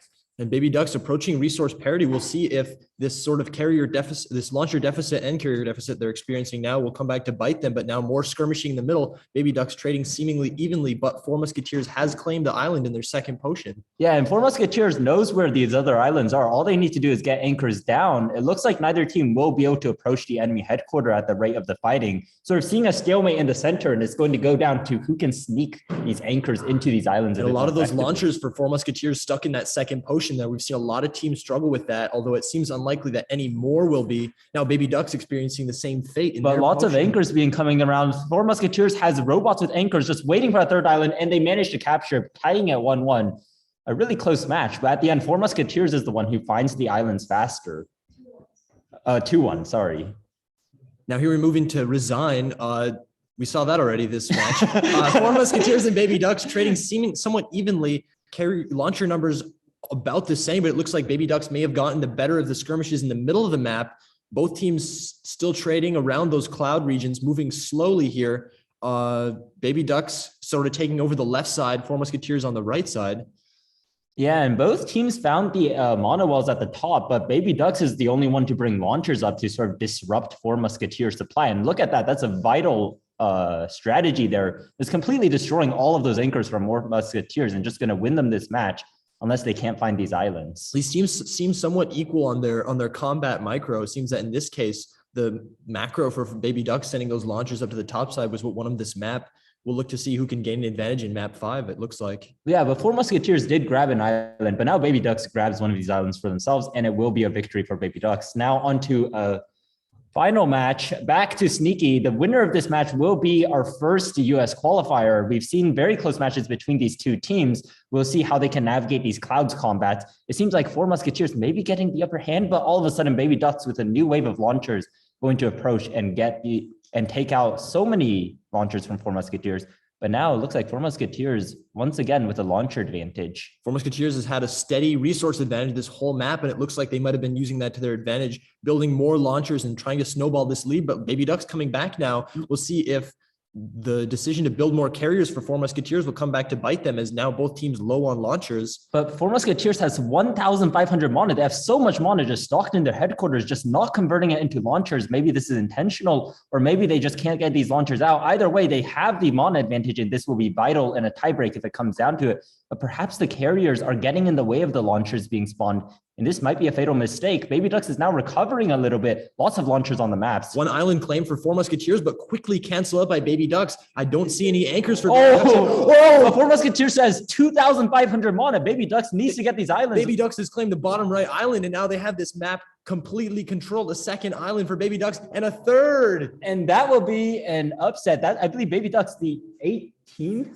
16th seed coming into his tournament, taking out Four Musketeers into the losers bracket. And Baby Ducks is our first locked in US qualifier. Yeah, congratulations to Baby Ducks and a wonderful performance from both teams. I'm excited to see how Four Musketeers will do in the losers bracket. Are they losers now? They were winners before? Yeah, well, certainly they are. They weren't the ones who resigned though. Maybe that's OP now. Yeah, maybe that's the No new doubt. strategy. Learn from the top teams. resign. Now we have Don't At Me versus John Silver. We're going to start out on absolute W. Which team will take one? It seems like John Silver gets these mono walls in the center first, but they're missing the mono wall on the right, which might be a pretty bad mistake here. Seems like both teams with launchers kind of stuck behind walls, finally encountering each other, and John Silver has more launchers at that spot, but now New launchers coming in. John Silver winning those initial trades in the center. We'll see if that really pays off for them. Don't At Me claiming the island underneath their And HQ on the left side. Actually, very smartly, using that island healing to replenish these launchers. Lots of those launchers took 2 hits, 3 hits, getting away at low health. And look at what happens as a result. 5, 6 launchers just healed back to full from that single island is now going to push a huge launcher advantage for Don't At Me. Ian's dream strategy happens while he's not on the cast anymore, as Don't At Me takes that to their advantage now with a whopping launcher advantage. Looks like they are going to be unstoppable here as they snowball into a third island, looking to claim a fourth and eventually the And map. Yeah, just going to take over the map. Now they just need one more island, and I'm sure it's coming soon. John Silver unable to really use those islands to their advantage and going to lose the first game. Onto island hopping too. You know, island hopping, island is in the name, and it's a pretty important part of this map with so many islands in vital locations. And John Silver more adventurous, venturing well beyond that center pod here. It looks like. And we immediately see Don't At Me capturing those islands, even though they're at the headquarters, utilizing them for healing on their launchers. But, you know, John Silver getting a little stuck with these robots. Yeah, teams tracking evenly in unit counts right now. John Silver, however, with 40 more carriers. We'll see if they can path them effectively. And now they might win off islands. They have so many islands captured, and John Silver's just turtling. John Silver not being able to path out of those back pods. And yeah, Don't At Me with the island claim going up 2-0 into potions. Yeah, Don't At Me showing that they can use these islands so effectively. Wow, the pathing of both teams there at the initial skirmish in the center was nearly identical, but the combat micro for Don't At Me really let them come out with 3 launchers from that initial combat. Certainly, and an amplifier on Don't At Me's side. I wonder how they're using it, but certainly used to coordinate lots of these carries and launchers, I'd imagine. Looks like they're able to really navigate this map well. They have carries with anchors out already, but no islands found. Now one island found. We'll see how this affects the outcome. This island first strategy for Don't At Me paying huge dividends so far. We'll see if John Silver can overcome their inhibition to exploration that has cost them in a few of our first matches. Looks like they might be stuck in that second potion as or Don't At Me. Yeah, certainly. Lots of carriers and launchers actually on both sides stuck in that potion. It looks like we're getting a... Oh, okay. My computer lagging, but it looks like the match is continuing on the big screen. And it looks like in the meanwhile, Don't At Me taking the match with a an islands capture tiebreak. And eventually winning 4-1. And finally, my computer coming back to normal. We have the casters not having to break their necks to watch the matches. But congratulations to Don't At Me for being our second US qualifier, and congratulations to John Silver for their strong performance. They'll be in the losers bracket for another try. Next up, we have Gone Fishing versus Depression. Depression might take an absolute W here. We'll see how it goes. Yeah, and a bit of an even trade in the center first. Gone Fishing adventuring toward that Depression HQ. And they're going fishing, but they can't find much. They're looking now for a headquarter. They found the headquarter, and now they're finding the wells and the islands. Gone Fishing looks like they're going to take this first match. Yeah, Depression didn't really seem like they had any way into this. Gone Fishing won those initial skirmishes and just advanced immediately to that HQ. They read the symmetry, and now they're capturing islands to close out this first map in convincing fashion. Certainly. Gone Fishing looks like they had much superior exploration with the macro there. Depression sort of getting stuck on themselves and not able to navigate the map so well.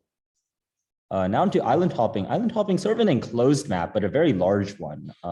Definitely one where the adventurous nature and pathing of Gone Fishing could help them, but the launchers of Depression getting into their carrier backlines here. Let's see if Gone Fishing can do the same here on the bottom side. Trade on the bottom side. Yeah, certainly. But this one is much better defended by Depression. And Gone Fishing has those islands near their wells captured. Those could heal their launchers or their carriers if the launchers of Depression come in there. It looks like both teams not really encountering each other in the middle, instead pathing around each other. Certainly, but Gone Fishing is capturing islands, and you know, Depression really turtling in their base, and we've seen this backfire once already. Maybe Gone Fishing is going to be able to just capture one more island and going to win. Gone Fishing going to win on the island condition, and Depression, you know, really strong defense, but just not advancing out of their comfort zone there to find these islands. Depression looking like they might be getting stuck near their HQ again. Gone Fishing has already explored much of this map. They should be able to read the symmetry and understand where these islands are. We'll see when they start capturing, but now they've really explored around even to the bottom side of Depression, and Depression's launchers are stuck in the second potion and near their HQ. The first island goes down in the red second potion. And look at what those launches are doing, just being a complete wall for the carriers. The carriers trying to get back to the headquarters with more resources, but they can't get anywhere. And the launchers of Depression also stuck in that second potion. but it looks like we might be at a temporary stalemate, but it looks like Gone Fishing now looking for these islands. I've seen a few anchors go around, but there's a few in the middle there. They're not quite sure. It looks like they wanted to go into that second blue potion there where all the launchers are. Certainly in Either way. Depression, more mana, but fewer islands. Gone Fishing going to take the set 3-0 and going to be our next US qualifier. Depression going to give it another try in the losers bracket. Amazing, outstanding performance by Gone Fishing. And Gone Fishing in the crowd. Great robot. Great robot, great performance.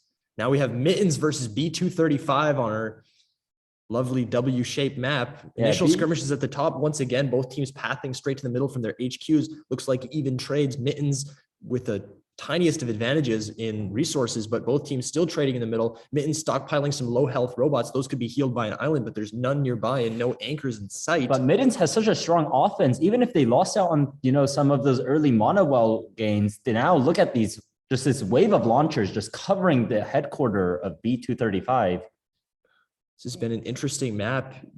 Those initial skirmishes don't really seem deterministic of who will win the map. It almost comes down to who can path to those mono wells and take advantage of that early resource gain. Either way, Mittens now capturing islands. Looks like they're going to claim this first map.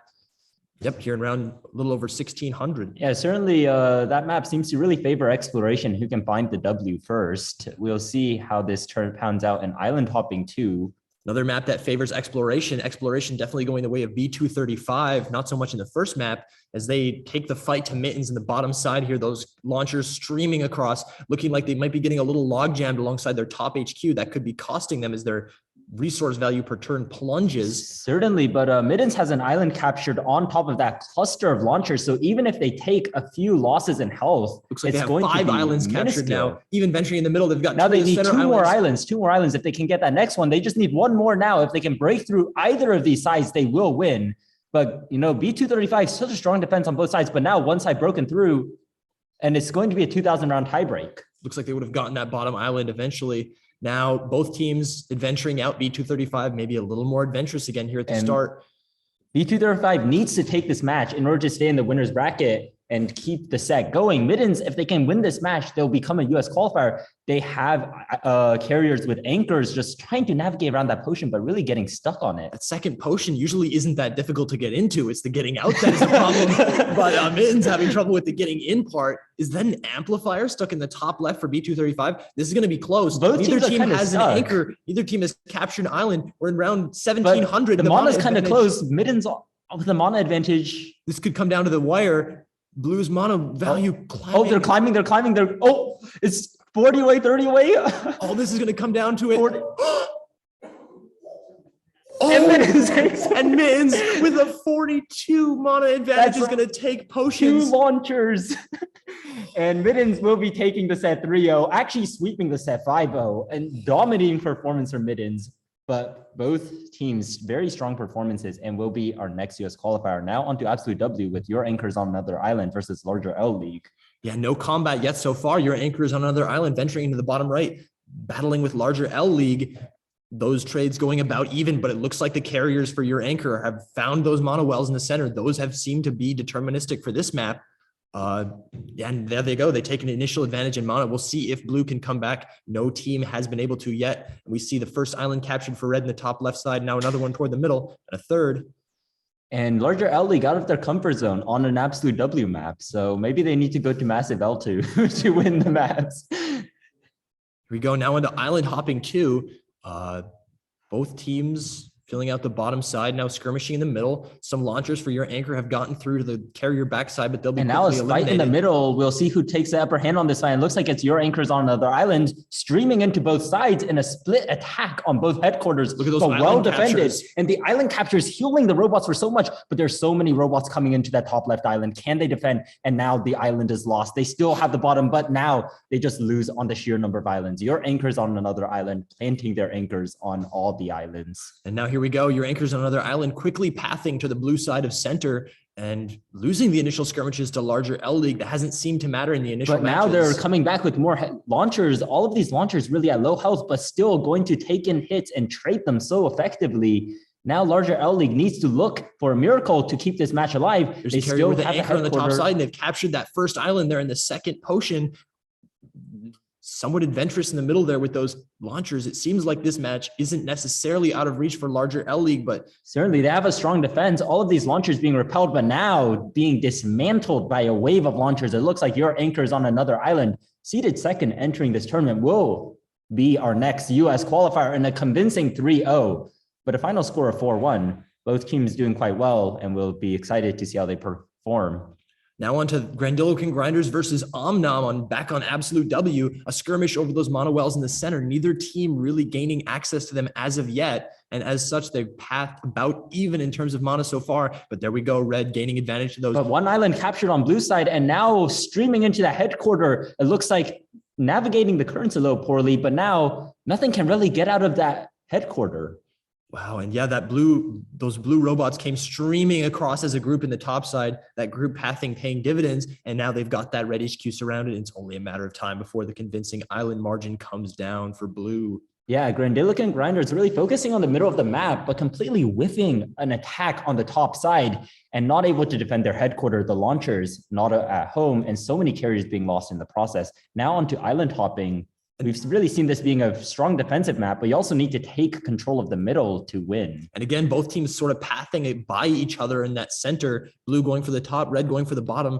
Neither team getting much success, but definitely a unit advantage for red in terms of launchers. We'll see if they can get those out and do something with them. Yeah, fight around these so many clouds. islands so far. But blue repels the attack quite effectively. So does red. Now they're fighting over that one island in the middle, a force by Grandiloquent Grinders looking to attack, but so many launchers just stockpiled in that next room, just waiting for anything to come through that cloud. Looks like red still has an island lead as we approach round 1600 though. They Will just need to capture grab that 3 more forward islands. island? Now they need 2 more islands, just that one Center. island, and then they need to break through one side, and it's going to be an island victory. Omnom holding a strong defense, but not able to push an offense of their own.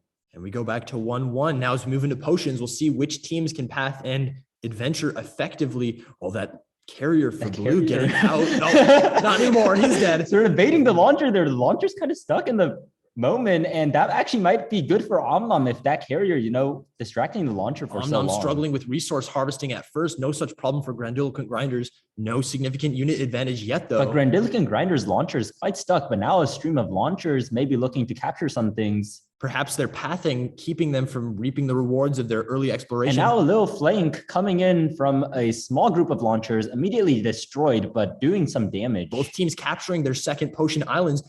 3, 4, almost 3 or 4 There's so anchors many for blue carriers stuck with anchors. inside Yeah, the just second stuck in the potion. second potion. Oh no. This might come down to mana tiebreaks. And now they're also Around stuck in the top 1500. potion. Oh, Oh, and both teams have 2 islands. It's up to mana. it's going to come down to mana here. Neither team going to claim a decisive And victory. blue's ahead. Grandiloquent Grinders burning some things on launchers, not worth it at the end. And Omnom going to take the match. Personally, I'm rooting for Omnom. Their name is quite much easier to say. by just over 100 mana, they claim that second map. Now skirmishes in the bottom left between blue and red in that cloud. Blue taking advantage, wiping out those red launchers. But red are taking advantage on top side, harassing these blue carriers and making sure they can't harvest from the mono well. Oh, and the very well. launchers pass successfully through the cloud and take a dent out of those blue forces. And now on the blue backside. just devastated. Devastated. The launchers pass through the cloud with ease. We've seen teams get stuck in there all match. Now red going to take the snowball lead. We'll see them start taking islands soon. And it looks like Grandiloquent Grinders looking to tie this 2-2 and bring it to a game 5 for the finalist spot. We're on to Sneaky. How can these teams fight? Both teams swarming towards the middle with a huge number of robots, and both teams finding the wells that are hidden in the corners here. But it looks like Grandiloquent Grinders has a better micro for a second. Now those launchers sweeping in onto these carriers that are completely defenseless. Yeah, moving as a group, Grandiloquent Grinders immediately wiped out that blue force, bringing them from 13 to 4 those launchers. 3 amplifiers from Grandiloquent Grinders really coordinating the attack so well for that cluster of launchers, bringing them to, well, I wonder if there's some symmetry involved. Those launchers moving so effectively towards the well with no hesitation. And Omnom looks like they'll be taking the loss here and moving to loser's bracket, unless Grandiloquent Grinders can't find these anchors. And it looks like they have 2 islands captured, 3 islands captured. A convincing victory at the end for Grandiloquent Grinders on this small map, and they will be our next US finalists. And now into Producing Protection versus Bruh. Here on Absolute W, we'll see the units from Producing Perfection get through easily on the top side, but it's just a carrier that will get picked off.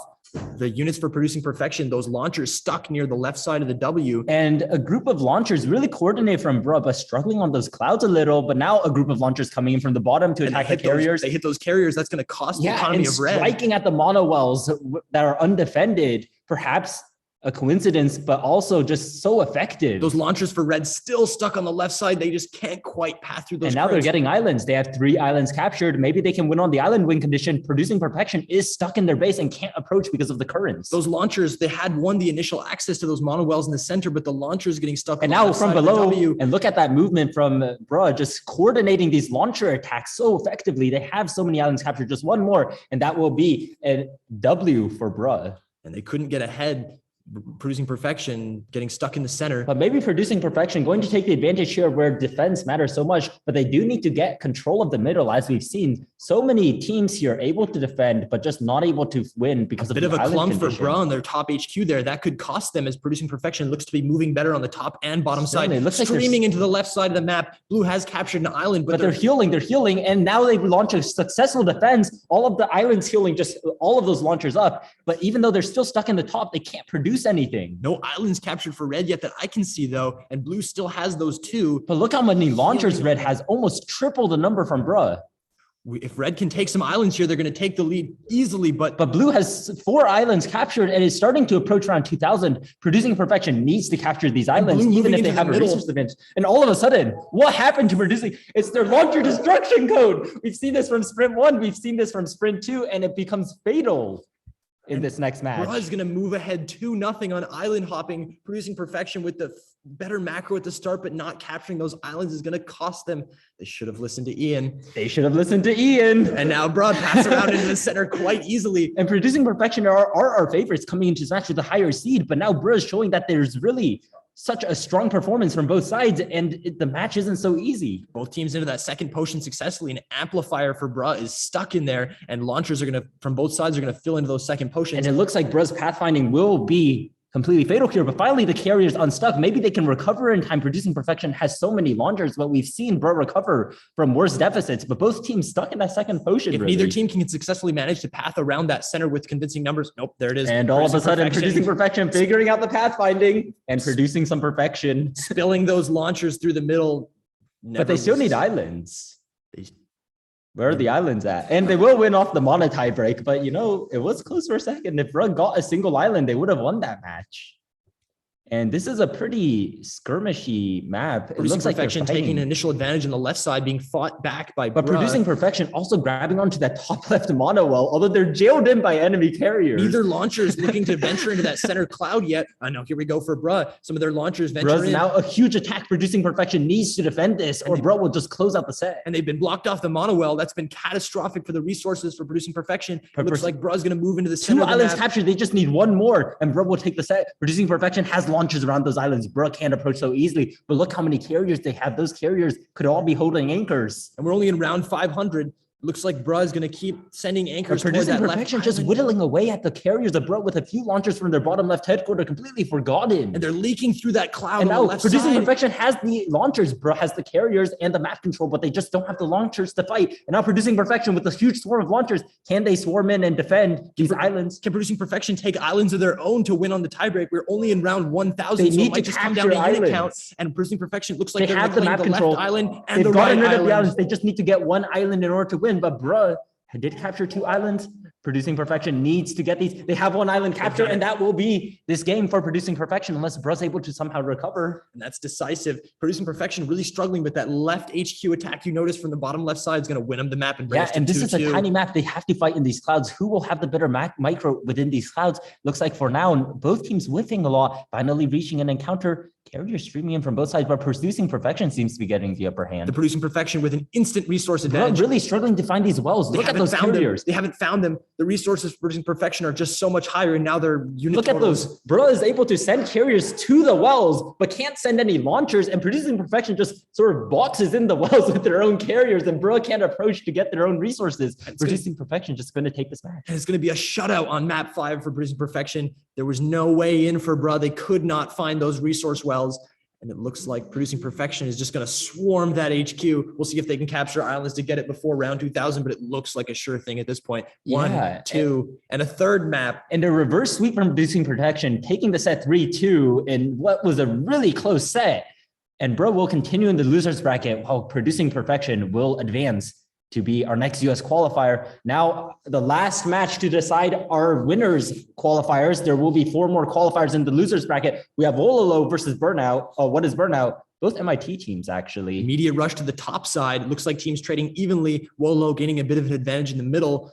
And Wololo is last year's Battlecode 2022 winner. So I'm expecting that they have a very strong performance, but what is Burnout with such a strong defense around these currents? Wololo just letting launchers in one by one and just being destroyed one by one over the wall. It looks like the launchers for What is Burnout experiencing a similar stuck circling pattern to what happened to our competitor before, but 2 islands already captured for blue, none for red. We'll see if red builds some anchors to counteract that. And now early 3 lead. islands 3 captured. islands, 4 islands Just captured. defending that wall so well, holding their position, and Wololo can't approach with their own launchers. Looks like blue just needs And just one more island, just on the bottom, but 1 island taken back by Wololo. But What is Burnout just has complete map control here. And now it looks like What is Burnout just needs to close out this game. 2 more islands. They found one of them. They just need to get one more. And that will be the first game to What is Burnout. Even when red gained a resource advantage in the middle, they weren't able to take advantage. And that cycling for blue never really seemed to hurt them. Now, And the one to really take control of the center of this map has been the victor in the previous few tries. It looks like both teams pushing on opposite sides of the map here. red gaining more success on the bottom side than blue on the top side. They're going to stream into that second pocket, but the island captured for blue should help to heal And they their are launchers. just slightly ahead, but the island is doing so much work. Look at those launchers certainly being whittled down, but just holding a position on these clouds and being killed by the island. And red is starting to lose out on sheer resources now. A strong position lead in the center for red, but we've seen before that can be pushed back in an instant. Again, no islands captured for And red. now they're just A host slowly of islands for expanding their blue. sphere of influence. Blue is just taking each of these islands one by one. Nearly double the launchers for blue now. And now We'll just a likely see slow pushback. approach. And now they're approaching the next one. We're in round 1500. It looks like blue might win off the island tiebreak, even if they don't push into this center pod here. As they start to, they've pushed into the bottom side. They've surrounded the red HQ. It looks like it might be over. And what is Burnout? And What is Takes the Burnout just showing second such a strong defensive strategy in both of these first 2 matches. And now onto potions. Defense might not be the best strategy here, as we've seen, and strong offense and strong island capturing just being so vital. Immediate resource advantage for blue. Red taking the fight to them in the center. But red spread out across the map so much better. They know where everything is on the map now. They've observed the symmetry and they've seen each of these islands. Blue is once again turtling, but this might not be the best idea with islands so accessible. And it looks like no islands yet captured, but both teams getting stuck in the second potion. They are pretty close on resources. What is Burnout ahead by a bit on launchers, but so many of those launchers are stuck in the second potion. Same with Wololo, though. And neither team really being able to get out of that second potion with a host of launchers. It looks like this will come down to who gets islands. And blue gets 1. 10 more carriers for blue. Their resource lead has become significant with taking the island to the second potion as But well. they haven't explored this map at all. They don't know where the islands are. Wololo knows where the islands are, but it looks like they're not capturing any of these. We have an anchor built at the top side red HQ, but Coming will the in to maybe carrier get deliver in? one, and now deliver to the first island. They just need to get one more in order to take this match, but the mana is up on What is Burnout. They need one more, or What is Burnout will just take this match from the mana tiebreak. And What is Burnout takes the match from the mana tiebreak and will take the set 3-0. Such a close match, but Wololo unable to get that last in, and it is a 3-2 set. So if they got that last anchor in, they would have taken. And they had the that set. second potion full of launchers too. Yeah. If one carrier had pathed in, it would have been different. But What as is it Burnout will stands- be the last of the winners US qualifiers, and Wololo will continue in the losers bracket. Out of all of these strong teams, only 4 more can qualify to the final tournament. We'll see how they match up now in the next 2 rounds of the losers bracket. Everybody here in the losers bracket needs to win 2 more games, I believe, before they can become a US finalist. I believe we are on, okay. And really strong performances from all of our teams there in the winners bracket, but some minor strategy Just improvements, tiny just- mistakes becoming fatal in the smallest situations. We'll see if these show up again and how these teams match up. But starting off, it looks like we have larger L League versus Sloppy Joe Pirates. Here on Buggy. Hopefully their code isn't buggy. See if they can get out of those pockets on the Certainly right not. side. Larger L League adventuring more toward the bottom edge, winning those initial trades against Sloppy Joe Pirates, now taking a lead in carriers only slightly though. Both teams' resource advantages looking about the same. But now it's larger L League taking control of the bottom left side of the map. They have control of the bottom left headquarter. Larger L League has control of everything. Sloppy Joe Pirates needs to break out in order Larger to L League actually has do claimed anything. 3 islands already, convincingly taking that bottom left side. We'll see if any carriers can sneak out with that. They just anchor. need 3 more Doesn't look like islands. they will. Can larger L League take advantage of those islands on the right side and close out Oh, this but map finally quickly? breaking out of the encirclement for a second and taking an island, but once again captured. And now they just need to grab onto a few more islands, but both teams are taking islands Looks now. like Red might just need one more island. They might just need that bottom left Just island. one once more. Again. They can Blue get a captures carrier it. down Red there. takes it back. And no carrier is actually going down there quite yet, but they have control. And it looks like they got the one on the right, actually.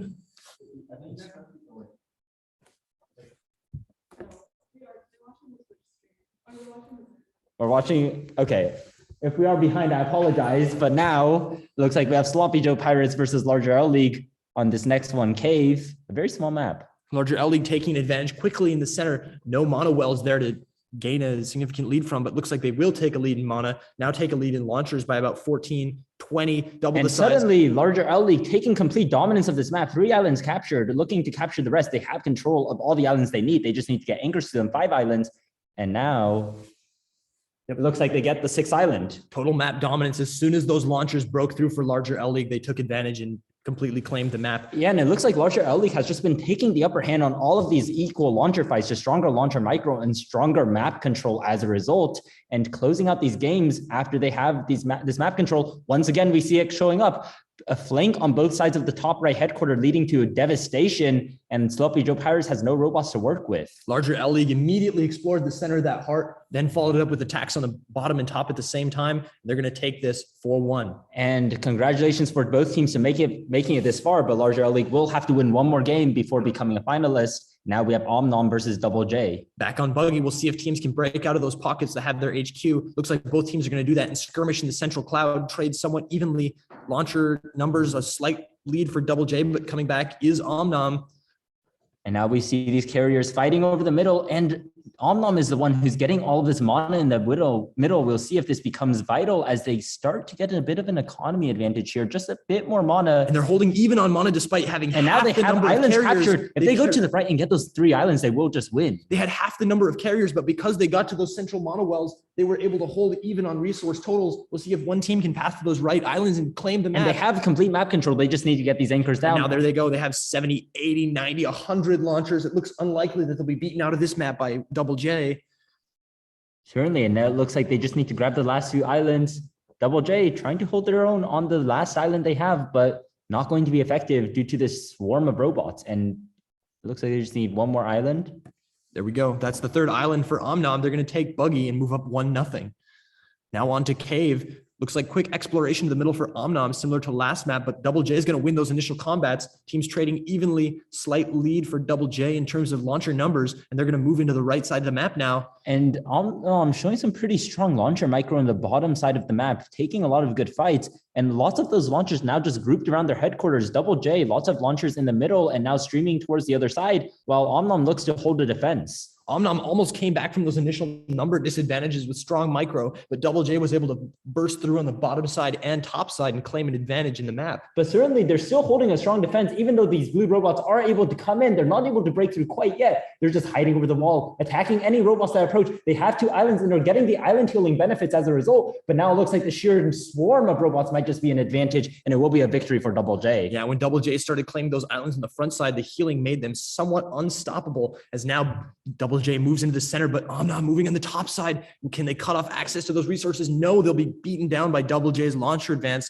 And now it looks like Double J is going to claim an advantage in the right side of the heart. But here And we now go, an attack on the Omnom- bottom side by Omnom Omnom. just They've wiped swarming him over the out. map. They've wiped him out. And it looks like Omnom is going to take the convincing lead here with 60 to no launchers. And they start taking islands. That was fast, but the assault on the bottom side by Omnom just wiped out the entire force of Double J. It seems like Omnom's just so much better at performing so much better with the with the launcher coordination, launching such coordinated attacks with these huge groups of launchers and taking out these smaller groups of Double J in superior launcher micro, going to go to hot air balloon next.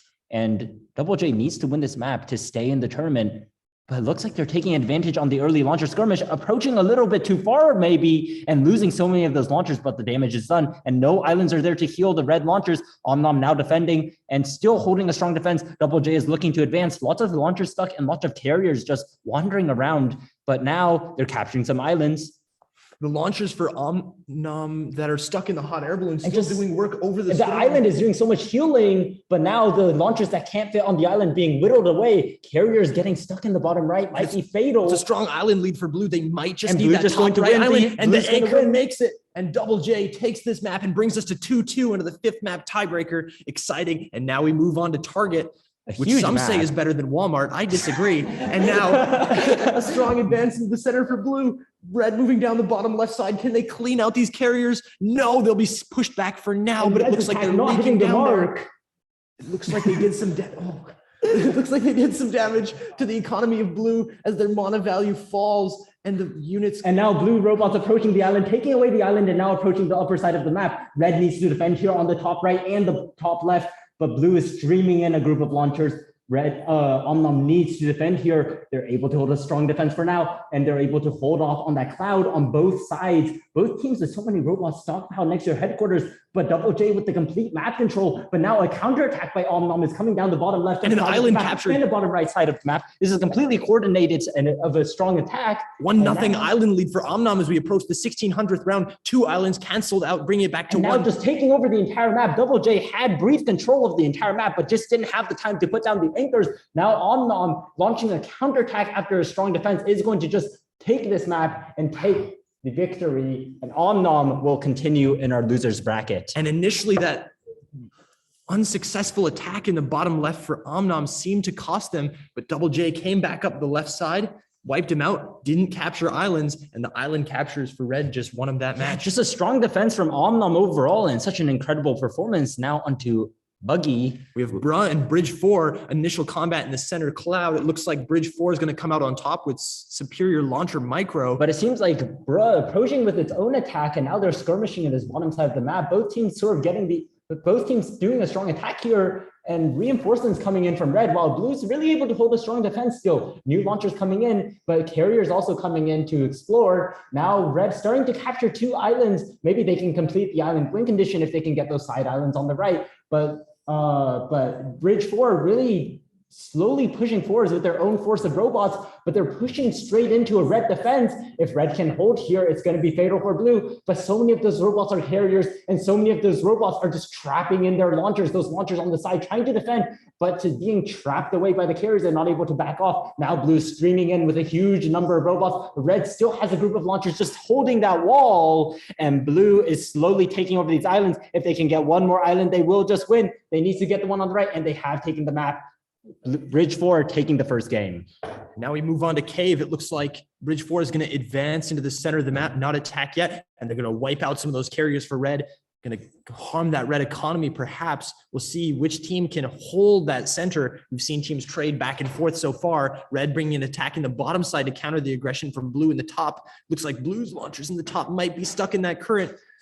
And it looks like Bridge 4 is going to beat back that bottom side assault for now and take a slight advantage in mana and in unit counts. Bridge 4 with so many more amplifiers here, perhaps helping with their communication of these islands, but on a smaller map, we'll see how this affects how things go. And Red built some amplifiers Red just as you rushing say in, that. a counter by Blue. They are fighting over this middle bit quite in a decisive way. We'll see who wins the fight. It looks like Red is approaching better, but Blue is holding a strong defense over this wall. Red is trying to get in, but just can't get in at all. Any attacks just repelled by a group of Blue launchers, and now Blue captures the island. Counterattack, launching the grabbing the island, and now going to take advantage of the island healing for a moment. Red grabbing so many islands, they just need a few more islands in order to close out. They just need one more island if they can get that one in the middle. But Blue's holding a strong defense over carrier with an anchor right there in the center. It just needs to sneak in. If it can just sneak in, it'll take the game. But Blue's holding such a strong defense. And Blue does not have the island on their side, so if it goes down to 2,000 rounds as we approach 1,500, it looks like Red would win. But Blue just doesn't have a way to break through. They can hold a strong defense all they want, but if they can't find a way to break through to the island, they're not going to win. And now Red rushing in with a swarm of forces is going to just take this game from an island tiebreaker, it seems. And Red came in over the top side and really wiped out those blue units. There was no shot for blue if they couldn't take that island on their side to get the healing effect. And it looks like that's what cost them ultimately. Now, as we move into Heart, skirmishes in the middle, blue is going to take an initial positional advantage. Both teams skirmishing in the top side, the launchers for Red being adventurous. We'll see if they can take a positional lead as blue takes advantage of that middle monowell. Now they've got both of them. Now they're fighting over into the left side. Bridge 4 hold such defenses in the previous map, and it seems like holding defense in the middle is going to be such a strong strategy. Now, they've captured all three of those central islands. You take the map. And the healing from the center islands for sure playing a critical role there, that central massive Yeah, and if launchers. Bridge 4 can set up a strong defensive formation around these middle islands, this will be such an effective strategy on such an enclosed map. But bro, is looking like they have so many resources to work with for a moment. Some of the launchers for Bridge 4 getting stuck in their hot air balloon. It may not matter though, neither team being very exploratory. Some of Red's carriers just lurking on that blue well. Maybe not the most efficient strategy. Now Bridge 4 is capturing islands and Red needs to defend them in order to keep the game alive. They're starting to fight over the middle now, and Red seems to be getting the upper hand. They're streaming in, and now they're capturing islands. They need a few more islands to close it out, and they've eliminated these blue islands. But once again, Bridge 4 holding a strong defense and not going to let go. Red is going to take so much effort to get one more island. They just need to grab onto that island to close out the game. But Blue once again capturing it and taking away the top island now. Red needs to get these last 3 islands, 2 islands. If they can get these, they will close out the game and tie this at 2-2. But Blue, once again, just holding such a strong defense. We've seen that Bruh is able to launch these effective attacks and take such good map control. But Bridge 4 is just so good at taking their position, grabbing an island to hold on to, and not letting go. Red needs one more island in the top. If they can get an anchor to that one, they will just win. And have the lead if we get to yes. And Bridge 4 somehow managing to stay in it despite having anywhere from half to a fourth of the carrier totals. But Bruh's overwhelming assault was not to be beaten back. Now into target, Bridge 4 taking advantage of that center of the map, and they move into the bottom left. And they've beaten back the Red Assault for now. Bruh sending launcher after launcher down, capturing an island in the top side. We've seen a few times just holding on to these strong positions in the map and holding map control is really effective on target, while overstretching your boundaries might just be fatal. And if here you're come not careful. huge launcher forces from Bruh and Bridge 4 battling it out in the center of the map, splitting into the bottom right side. Can Bruh get access to that bottom left? But Bruh has so many islands. They have so many islands captured. They just need a few more. They have the entire top half of the map captured, but they don't have the resources. Now they're launching an attack on the bottom right. If they can eliminate these launchers, they will just win the match from the sheer launcher advantage, perhaps. And now they're streaming to the left side. Perhaps they've given up on the bottom right for a moment to grab more islands. And it looks like Bruh does capture enough islands, and closes out the set 3-2. They will continue advancing in the losers bracket. Now we have Wololo versus Gophers. As we look to catch our breath here on Buggy, looks like Wololo going to stage an attack in the bottom. Gopher's going to beat him back though. Teams trading evenly. Red may know where those islands on the right side are. We'll see if they send over some anchors. But you know, Wololo just attacking these clouds over the wall, making it impossible for Gophers to approach. The same happening on the bottom side of the map. It really looks like who's going to capture islands here or just defend a little bit better. And Wololo has a launcher advantage, but a huge carrier advantage for Gophers. We'll see if they can close that resource gap. Either team may start building anchors here. That could be huge for positional advantage as Red starts to encroach more and more on the bottom side of center. Yeah, they're slowly approaching the middle, and Blue really needs to defend. Gophers looking to burrow their way in and just stay until the next season. But now Wololo just going to approach with a wave of launchers. They have triple the launchers of Gophers, and Gophers just needs to try to hold the defense here. Gophers has not been able to take advantage of that carrier. And if they can just get an island and start healing, they can still win despite the launcher deficit. But now they just have 6 launchers left, and it's looking hopeless. Wololo just streaming in with an offensive fourth. Wololo yet to capture an island. We'll see Blue has an island. But Blue has islands, and Wololo needs to get these islands to win. Wololo previously fatal, not capturing enough islands, but now they have 2 islands, and now it looks like they have 3, 4, and it looks like Wololo won't be giving up the islands this time. A mistake made, but a mistake learned from Wololo. Now with 5 islands, just needs 1 more, and it will be a 2,000 round tiebreak. Wow, and even as their units get wiped out there, battling back despite having a fraction of the carriers of Gophers, their micro really shining through there. Yeah, and defensive strategy really seeming to be so strong in these recent matches. I wonder if it has to do with maybe the way the robots are. And Wololo is wiping out the carriers of Gophers on the top left side. That's going to hamstring them for sure. Now they move into better those launcher left coordination, just better launcher coordination, better launcher micro, proving to be so much stronger here on the left side of the map and taking over so much, but lots of those launchers stuck on the top right. And see if Gophers can beat back. Now they've got access to their resource wells again. We'll see if they can mount a counterattack. Teams, Gophers with more launchers now. And now drawing back ahead they're in the fighting back over the resources. middle. They're now approaching the side of Wololo. Wololo needs to defend, but we've seen both teams hold a strong defense in the last map. We'll see if this continues in this one. Who will capture the island? They need to get these islands. They have actually Gophers has enough map control to just close out the game if they bring some anchors in perhaps. And Wololo really turtling in their base, but neither team getting these islands quite yet. If Wololo can resurge with a group of launchers and maybe get some islands, this will work. But now Gophers just taking over the map. Gophers just eliminating each of these launchers in such a methodical manner, and no islands won't matter. They have 1, 2, 3, 4 down, and it won't lead to a tiebreak situation. They will just close out this game after 2,000 rounds. It's going to bring us back to 1-1. As soon as they started attacking into those clouds in the top right side, they wiped out the remaining units for Wololo. And now we're going to be 1-1. Teams attacking in the center of the heart. A skirmish on the top side. Wololo's carrier gets taken down. And Teams both sides trading sides here, sort of approaching opposite sides of the map. Gophers sort of approaching the top side, and Wololo with a strong force of launchers going to attack the headquarter now, completely devastating the carrier supply line. And this is going to prove fatal. If Gophers can't get any mana back to their headquarters, they can't build any offensive or defensive forces. Wololo just dominating the map. Now all they need to do is capture a few islands to close out the game. And it looks like Wololo really just striking so effectively in the middle and trading sides in a way that is so beneficial to them. Going to take the lead now 2-1 in this set if they can just close out this game. And they looked unstoppable in the center there. They walked right past those monowells, and it looked like when they saw that position, they knew immediately where that blue HQ and was. they will win off a marching down in the 75% bottom win right condition. side. And now into hot air balloon. Those air balloons look a little bit like potions to me, if you ask. But we'll see how that changes things. It looks like Wololo is the one who's launching an offensive on the top and completely catching those carriers off guards, but they're not approaching quite fast enough. Those launchers aren't at home to defend. So if Gophers launches a counterattack, maybe. But now Wololo just launching a flank on Gophers and nothing to be done. They came over in single file. Gophers had no idea, wiped out from straight behind those HQs. It looks like Wololo is going to take this third map and move on to the next round. Yeah, Wololo with such a strong and smart strategy at the top, just avoiding all of the launchers of Gophers, and Gophers not approaching fast enough to punish this.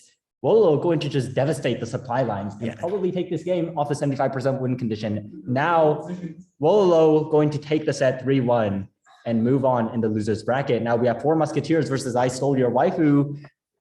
Back here on Buggy, I Stole Your Waifu moving into the center to do battle with launchers. But it looks like they're maybe overstepping their boundaries. 4 Musketeers really holding a strong defensive position. We've seen Buggy, hiding in in the corner like a cockroach just might be the best idea on this map, as we've seen it be so effective. Now 1 island captured. If they can get another one, they can make so much use out of that island. 3 islands for red, 2 for blue. Red has the ones alongside those monowells. I Stole Your Waifu has no launchers to work with, and this is devastating. Now they've lost control of the entire map, and it will be a victory for 4 Musketeers. 4 Musketeers so convincing in their victory here. We'll see if they continue this trend on Cave. I Stole Your Waifu winning those initial battles in the center, beating back to the red side. Red coming back with a strong counterattack, coming in over the top side. Over the top, but a strong defense launch, and now maybe a bit of a counterattack, but now overstepping the boundaries and reinforcements coming in from red. 4 Musketeers with so much strength and such a strong robot advantage is just going to close out the map and just shut it down for I Stole Your Waifu. Now they're just grabbing islands, and there's nothing I Stole Your Waifu can do to leave their base. Going to be another victory for 4 Musketeers. Again, strong macro paying dividends. We'll see who has it here. Both teams moving into the center. I Stole Your Waifu taking advantage. In the favor of 4 Musketeers. Launchers from the headquarters cleaning up any residual forces from I Stole Your Waifu, and now launching an attack on the headquarter.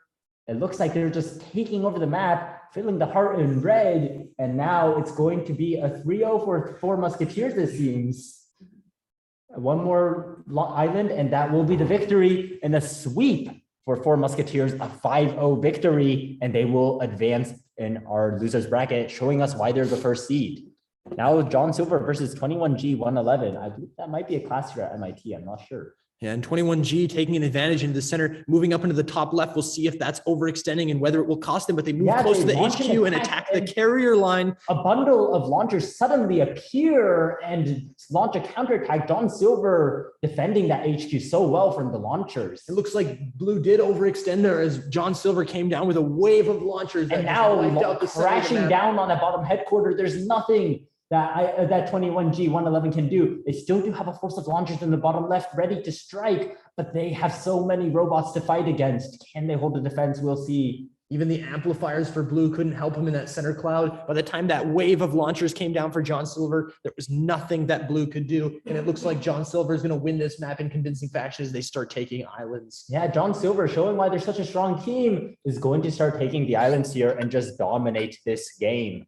We'll see what 21G 111 can do in this next game. But for now, John Silver with such a strong counterattack in the top left, just devastating their strategy. Now onto Cave. And now both teams are. It looks like 21G 111 with a stronger exploration here, and they seem to know the symmetry of the map. They seem to know where everything is. Let's see if they can make use of that information. But now, John Silver launching a counterattack. We'll see if they overextended. As you said, Red mounting a counterattack here on the bottom side. Those amplifiers for Blue might be helping their pathing. Now getting wiped out as they ventured too far. Red mounting a counterattack on the top But side. now Blues has been huge in the past. past, but they can hold a defense. Maybe they can hold a defense. They have no islands captured though, and John Silver with islands captured, fueling those launchers up every time after battle. Now going to be fatal. And Blue has been beaten back. The launcher advantage might be insurmountable for John Silver as they look to start taking. And these John central Silver looks islands. like they just want to take the set 2-0 and maybe close it out in such convincing fashion. They're grabbing these islands now, a little stuck on themselves and can't get to these islands, but it won't matter. They have 3 islands captured, and that will be the 2,000 round tiebreak.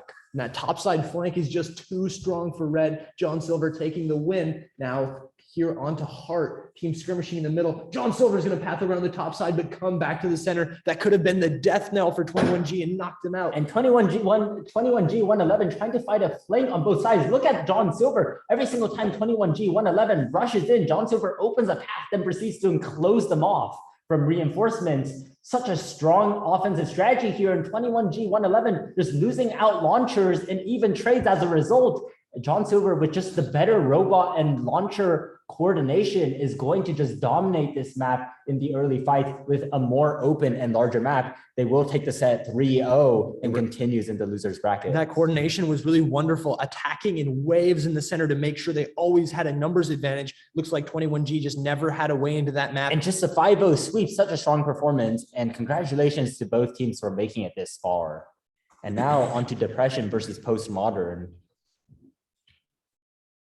We go on Buggy. Looks like Both teams launching an attack here. Postmodern extending a little too far, perhaps in Depression, launching a counterattack on the left side on the undefended base. Postmodern launching an attack with the launchers initially, but just overextending. And now Depression taking advantage of that temporary weakness and just pouncing on it, sinking their fangs in and just taking out the entire map as a result. A huge swing and an incredible early game strategy from Depression to just wait for Postmodern to overstep their boundaries and just launching a counterattack on these headquarters. a storyline we've seen time and time again here on Buggy. Blue side reaching up into the top left and getting beaten back by Red. And now into Cave. This map has produced some awesome gameplay so far. An attack by Red on the left side. But We'll see if they're overextending. And now they come over the top. This Yeah, has been Depression huge this time every being the one match to so attack, far. but maybe Postmodern can hold a strong defense. They're holding the defense for now, and Red sort of now circling around the headquarter, looking for their way in. And with such a strong resource advantage, there's just nothing that Postmodern can do to defend their headquarter and defend their wells.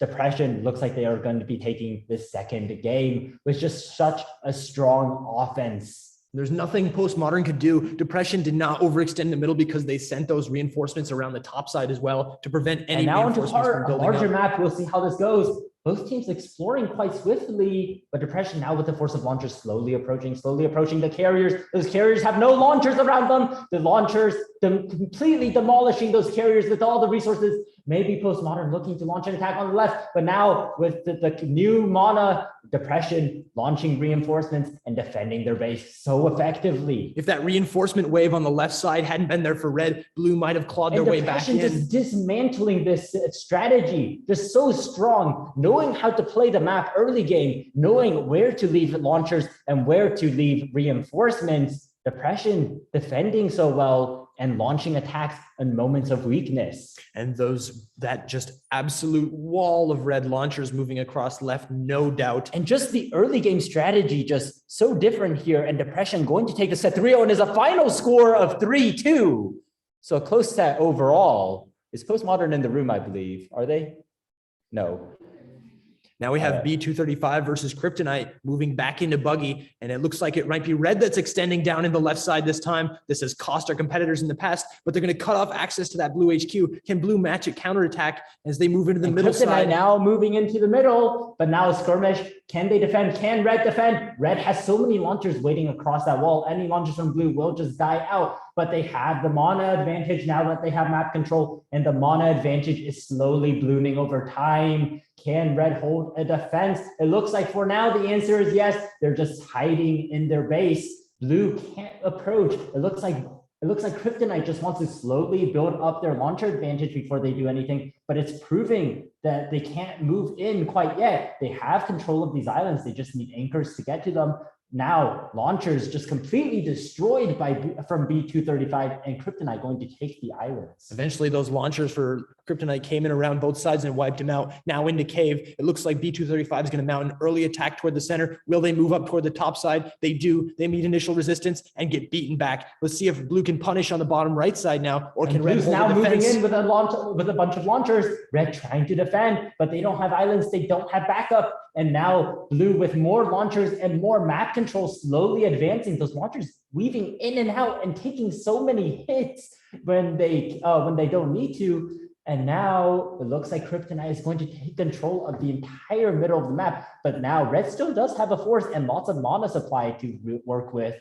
It's not quite yet closed, but now blue slowly advancing into this bottom side of the map. Lots of launchers from red side. Maybe they can hold a defense here. It looks like for now, the answer is perhaps yes, but Kryptonite is slowly expanding their sphere of influence across this map, as we saw in Buggy as well. Kryptonite playing a defensive, but also very offensive strategy is going to now dominate the map. No islands captured yet. We've seen Kryptonite struggling to reach some islands in the past, and perhaps this will be their kryptonite if they're not careful. Perhaps not playing defensively or offensively, just slowly taking their time, building up that advantage, even if they don't have the islands. Yeah, just but building maybe up that those strategy forces. making it hard to navigate to the islands as we've seen. We'll see how this pans out. For now, B235 is the one launching the attack on the top side, but Kryptonite showing their strong defense as we've seen. Kryptonite just loving to build Here a comes a defense and counterattack from navigate Kryptonite. a counterattack Coming across the left immediately side. swarming in as B235 fails theirs. What an intelligent strategy, waiting for a failed attack to strike into the heart of B235. That was a pun if you didn't realize. And now Kryptonite swarming across this map, taking control of everything. They need an island though. They have one island in the bottom right, 2 islands, 3 islands, and B235 looks like they have no way to fight back. Kryptonite will be taking the set 3-0. And with that countering strategy, Kryptonite proves they are the king of heart. They're going to take this series 5-0 and move on. And now we'll be on to our last round. Winners of these will advance to the will advance to the finals. We'll have 4 winners. Let's see these teams match up against each other. Lots of familiar names. Depression, Kryptonite, 4 Musketeers, John Silver, Bruh, Wololo, Larger L League, and Omnom. Starting off with Larger L League versus Omnom. We'll see who does better. Both teams immediately approaching with the launchers. One launcher from blue isolated in enemy territory and going to be destroyed instantly, but now a new attack coming in and once again immediately repelled an attack from both sides. A few launchers in, though a few launchers surviving and unleashing havoc on these carriers now. Omnom taking the upper hand of the trade. It looked grim for a moment for them, but Larger L League not punishing the mistake enough, and now Omnom is going to expand their influence around this map. They just need a few more islands, and Omnom will be taking the first absolute W on this map. Yeah, Omnom not being punished for that slight mishap because of their strong carrier micro, their economy bailing them out there, bringing that launcher force through the center and beating back Larger L League to take that absolute W. Certainly, Omnom with a very strong early launcher micro seems to be going. Seems like they took the upper hand right there. We'll see how this pans out in a smaller map, perhaps. On to C. Once again, I don't know why this is named C, but we'll find out, I suppose. There's a C on the right side. There's a C at the right side, according to our devs. You've heard it here. Now, larger L League going to hold the defense here. And it looks like Omnom is not going to be able to approach this time. Larger L League approaching for a second, but being repelled. Now they're trying again, but Omnom has been holding a strong defense and they have that island captured. So the healing is doing so much for them. But Omnom can, larger L League can just set down anchors. They have 4 anchors down. They just need 2 more, I believe, and they have control of 1 island, perhaps. But now Omnom launching a counterattack as larger L League not paying enough attention to their own defense and taking back the map all of a sudden. Larger L League taking control of the map early game, but Omnom playing a smart defensive strategy and going to start dominating this map now. A fascinating duality between these 2 strategies. Larger L League pushing in with an attack, but just failing to close out the game. And now we see what Omnom was doing there by stockpiling those launchers in the top side, sweeping down the left, And now taking onto it back. island hopping 2. Omnom maybe going to hold the defense might not be so good this game as we've seen. Holding a defense certainly is effective, but doesn't give you the islands. But both teams attacking, it seems. Omnom is the one with more launchers on the strike, but larger L League is the one defending this time and defending well. They are on both sides of the map. Omnom so many launchers to work And with. capturing those islands in their Omnom defense, has which doubled the been launchers, critical. tripled the launchers of larger L League, but they're all sitting in their base and they have no map control as a result. If larger L League can maybe take advantage of this flaw of Omnom and maybe push back a bit of map control, they might be able to just close on the islands. But Omnom has an unending stream of launchers coming in and are slowly whittling down larger L League. Now the upper side is slowly collapsing, immediately destroyed by launchers. Now the launchers taking the secret tunnel down on the left side and going to take the 2,000 round tiebreak.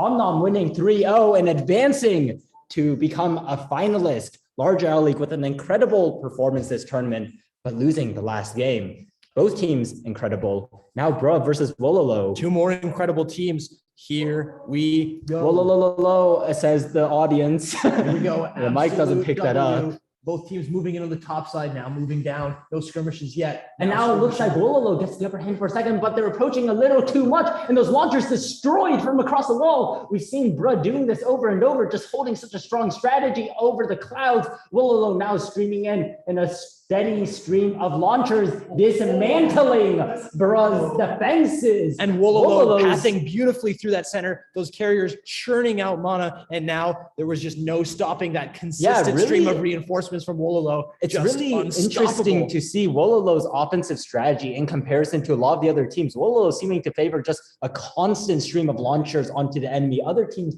sometimes trying to just group their launchers in a one corner attack, but the first game will go to Wololo. And that defense from Bruh was not centralized either, so perhaps not punishing it here. We'll see if that changes as we I move on to certainly C. see. Now it kind of looks like a monkey to me now that I look at it more. But Wololo advancing into the middle. Once again, there's steady stream of launchers coming in, but being whittled over the wall, and they're not attacking the carriers that they can't see. On the other side, a counterattack by Bruh from the left side on the undefended base of Wololo. Wololo not grouping the launchers for a defense, and now their offensive strategy showing its fatal flaws. Bruh coming in on the left side and taking over the map slowly. Wololo still has control of 1 mana, well, just grabbing a bit of mana and running away while they still can, but now those carriers annihilated. Bruh is showing that they will not go down so easily, and their counterattack is so effective on Wololo. Now Bruh is going to take the second game of this set and tie it up 1-1. There was no stopping that onslaught from Bruh on the left side. Yeah, both of these- surrounding the HQ, wiping him out. Both and of putting these a maps going chokehold so on this map. quickly. Yeah, Wololo in the first map with such an effective sudden offense on Bruh, and second map, Bruh showing a counterattack and taking it quickly. Now onto Island Hopping 2. We'll see what happens. It seems like really like holding the fence in the center of the map or just grabbing map control is so effective. Wololo's early launchers And are they're doing pouring so down, much. and And now they're pass the powering down launchers. on these carriers, but a counterattack from Bruh on the top side. All of the launchers invested into the top, and the bottom right headquarter abandoned. The bottom right headquarter will have no more mana to work with, but now a counterattack of launchers on the top is doing so much work. And they have Can the hold island defense? healing. They have the island healing. They're getting so much value out of that. The constant stream of launchers just can't do enough bursted damage to affect the island healing. But Wololo has more resources. They have more launchers, but they don't have the map control to attack yet. Now they're streaming into the bottom side. Bro has retaken their bottom head around the islands, Now, not it looks taking like them back. Wololo is not grabbing islands. 400 turns to go. They need to get these islands in order to win. Bro And clips the taking central back islands. control of the center. Bro needs one more island to close out the game. And they they've got get it. the island. It's 2-1 in Bra's favor in a close set between these two teams. Such a difference in strategy between these two teams. Bro clumping their launchers together and Wololo streaming in. This is a really small map with islands close together. I wonder how these two teams will work with this. But for now, an early skirmish on the sides leads to Bra's favor. Oh no, Wololo does not get away unscathed from those clouds. Those clouds doing so much work. And now a wave of launchers is ready to launch havoc on these carriers. The carriers, no resources to work with, and an early game micro test goes in favor of Bra with their grouped launchers and their coordinated attacks on these clouds. Wololo just not able to defend, and it looks like Bra wants to close out the set 3-1, and it's going to go in Bra's favor. It looks like Bra will be our next US finalist unless a miracle occurs here, but they're now capturing islands. Seems like they made light work of this map, wiping out the forces for Wololo and just And a Bra moment indeed. Bra, in an incredible upset, is going to take this set and become our next US finalist. and a great performance from Wololo so far was what brought them to this point. Yeah, an incredible performance from both teams. The Bra is the one to close it on these maps. A fatal mistake in the island capturing going awry. And now Bra will be our US finalist. A final score of 3-2. An incredibly close set and a single mistake on a single map leading to loss. And the closest of margins here at a high level. Now we move on. Four Musketeers versus John Silver back on to absolute W.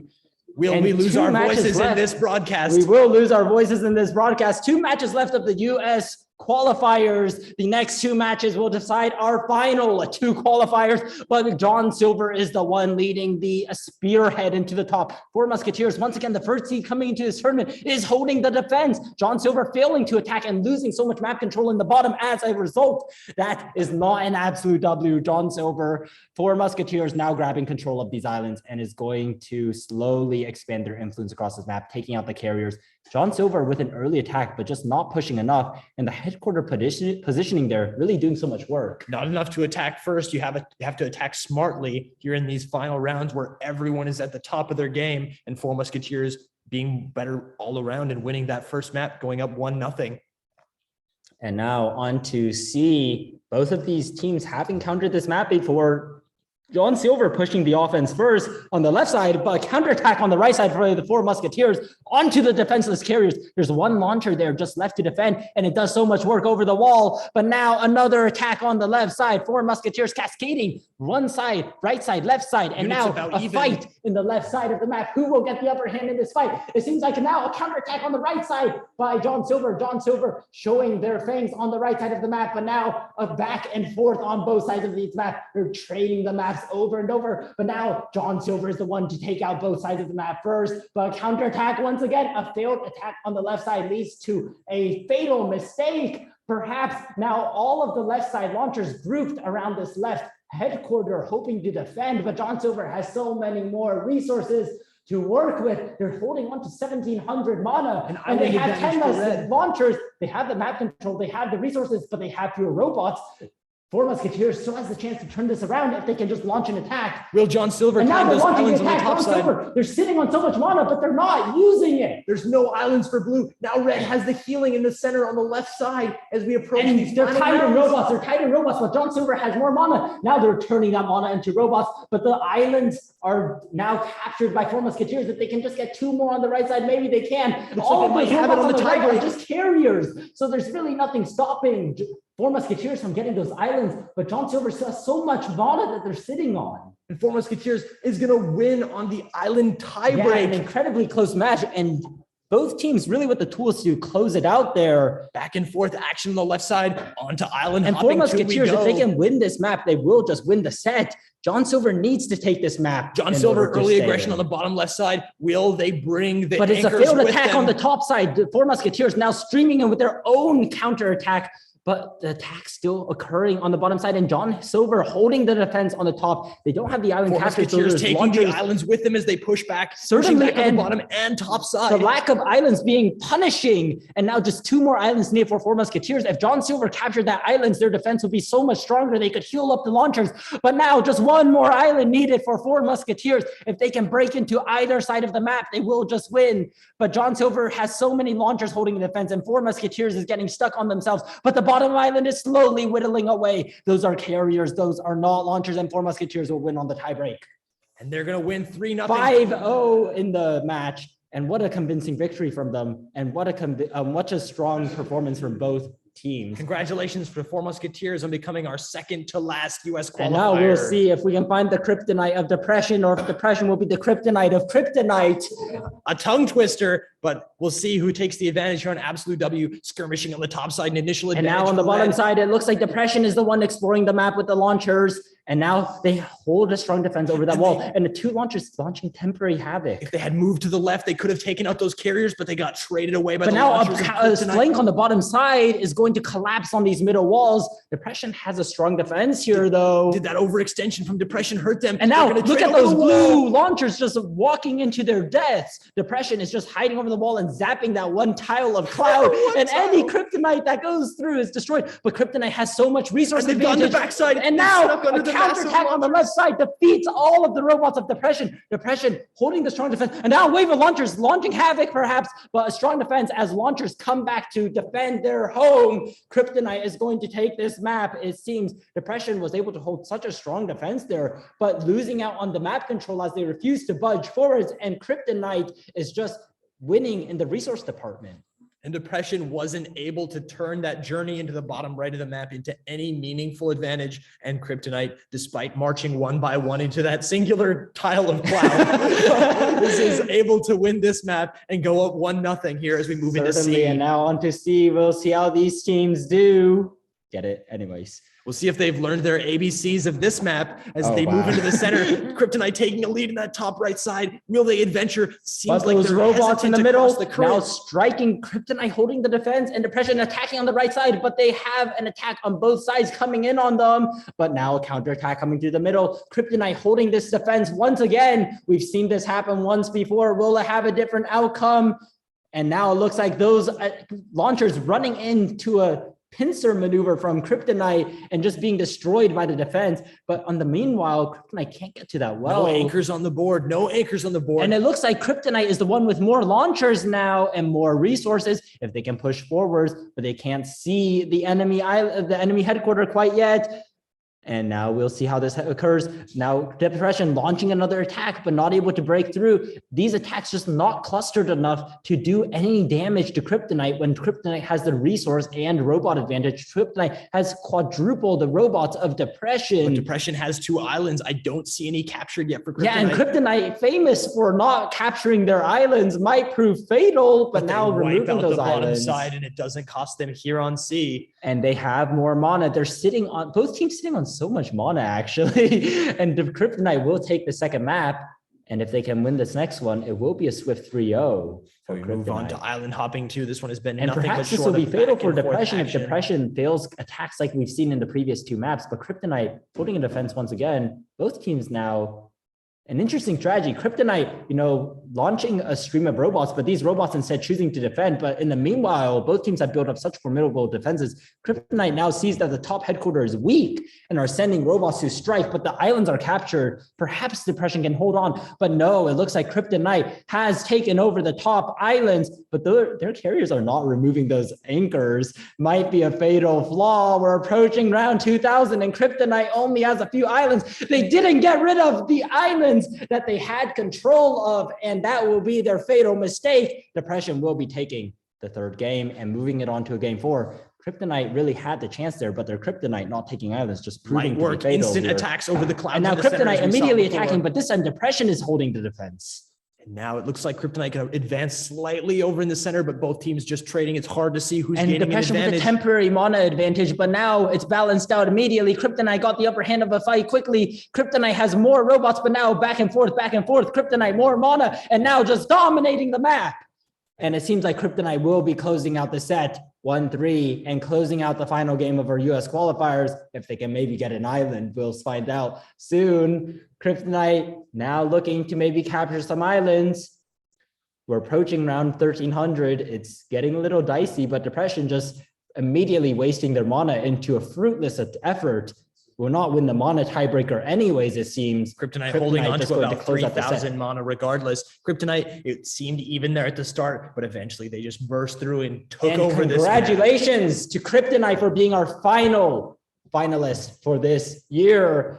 Such intense matches and such close teams, an incredible performance from all teams in the US tournament, and an incredible US qualifier overall. Thank you everybody for coming here today, and thank you everybody for tuning into the stream. And I hope to see you guys next year and at the final tournament coming February 5th at 7 p.m. For some sponsor prizes, we have Regression Games prize for the best devlog post, I believe. Make sure to tune in for, I believe the prize is $800. You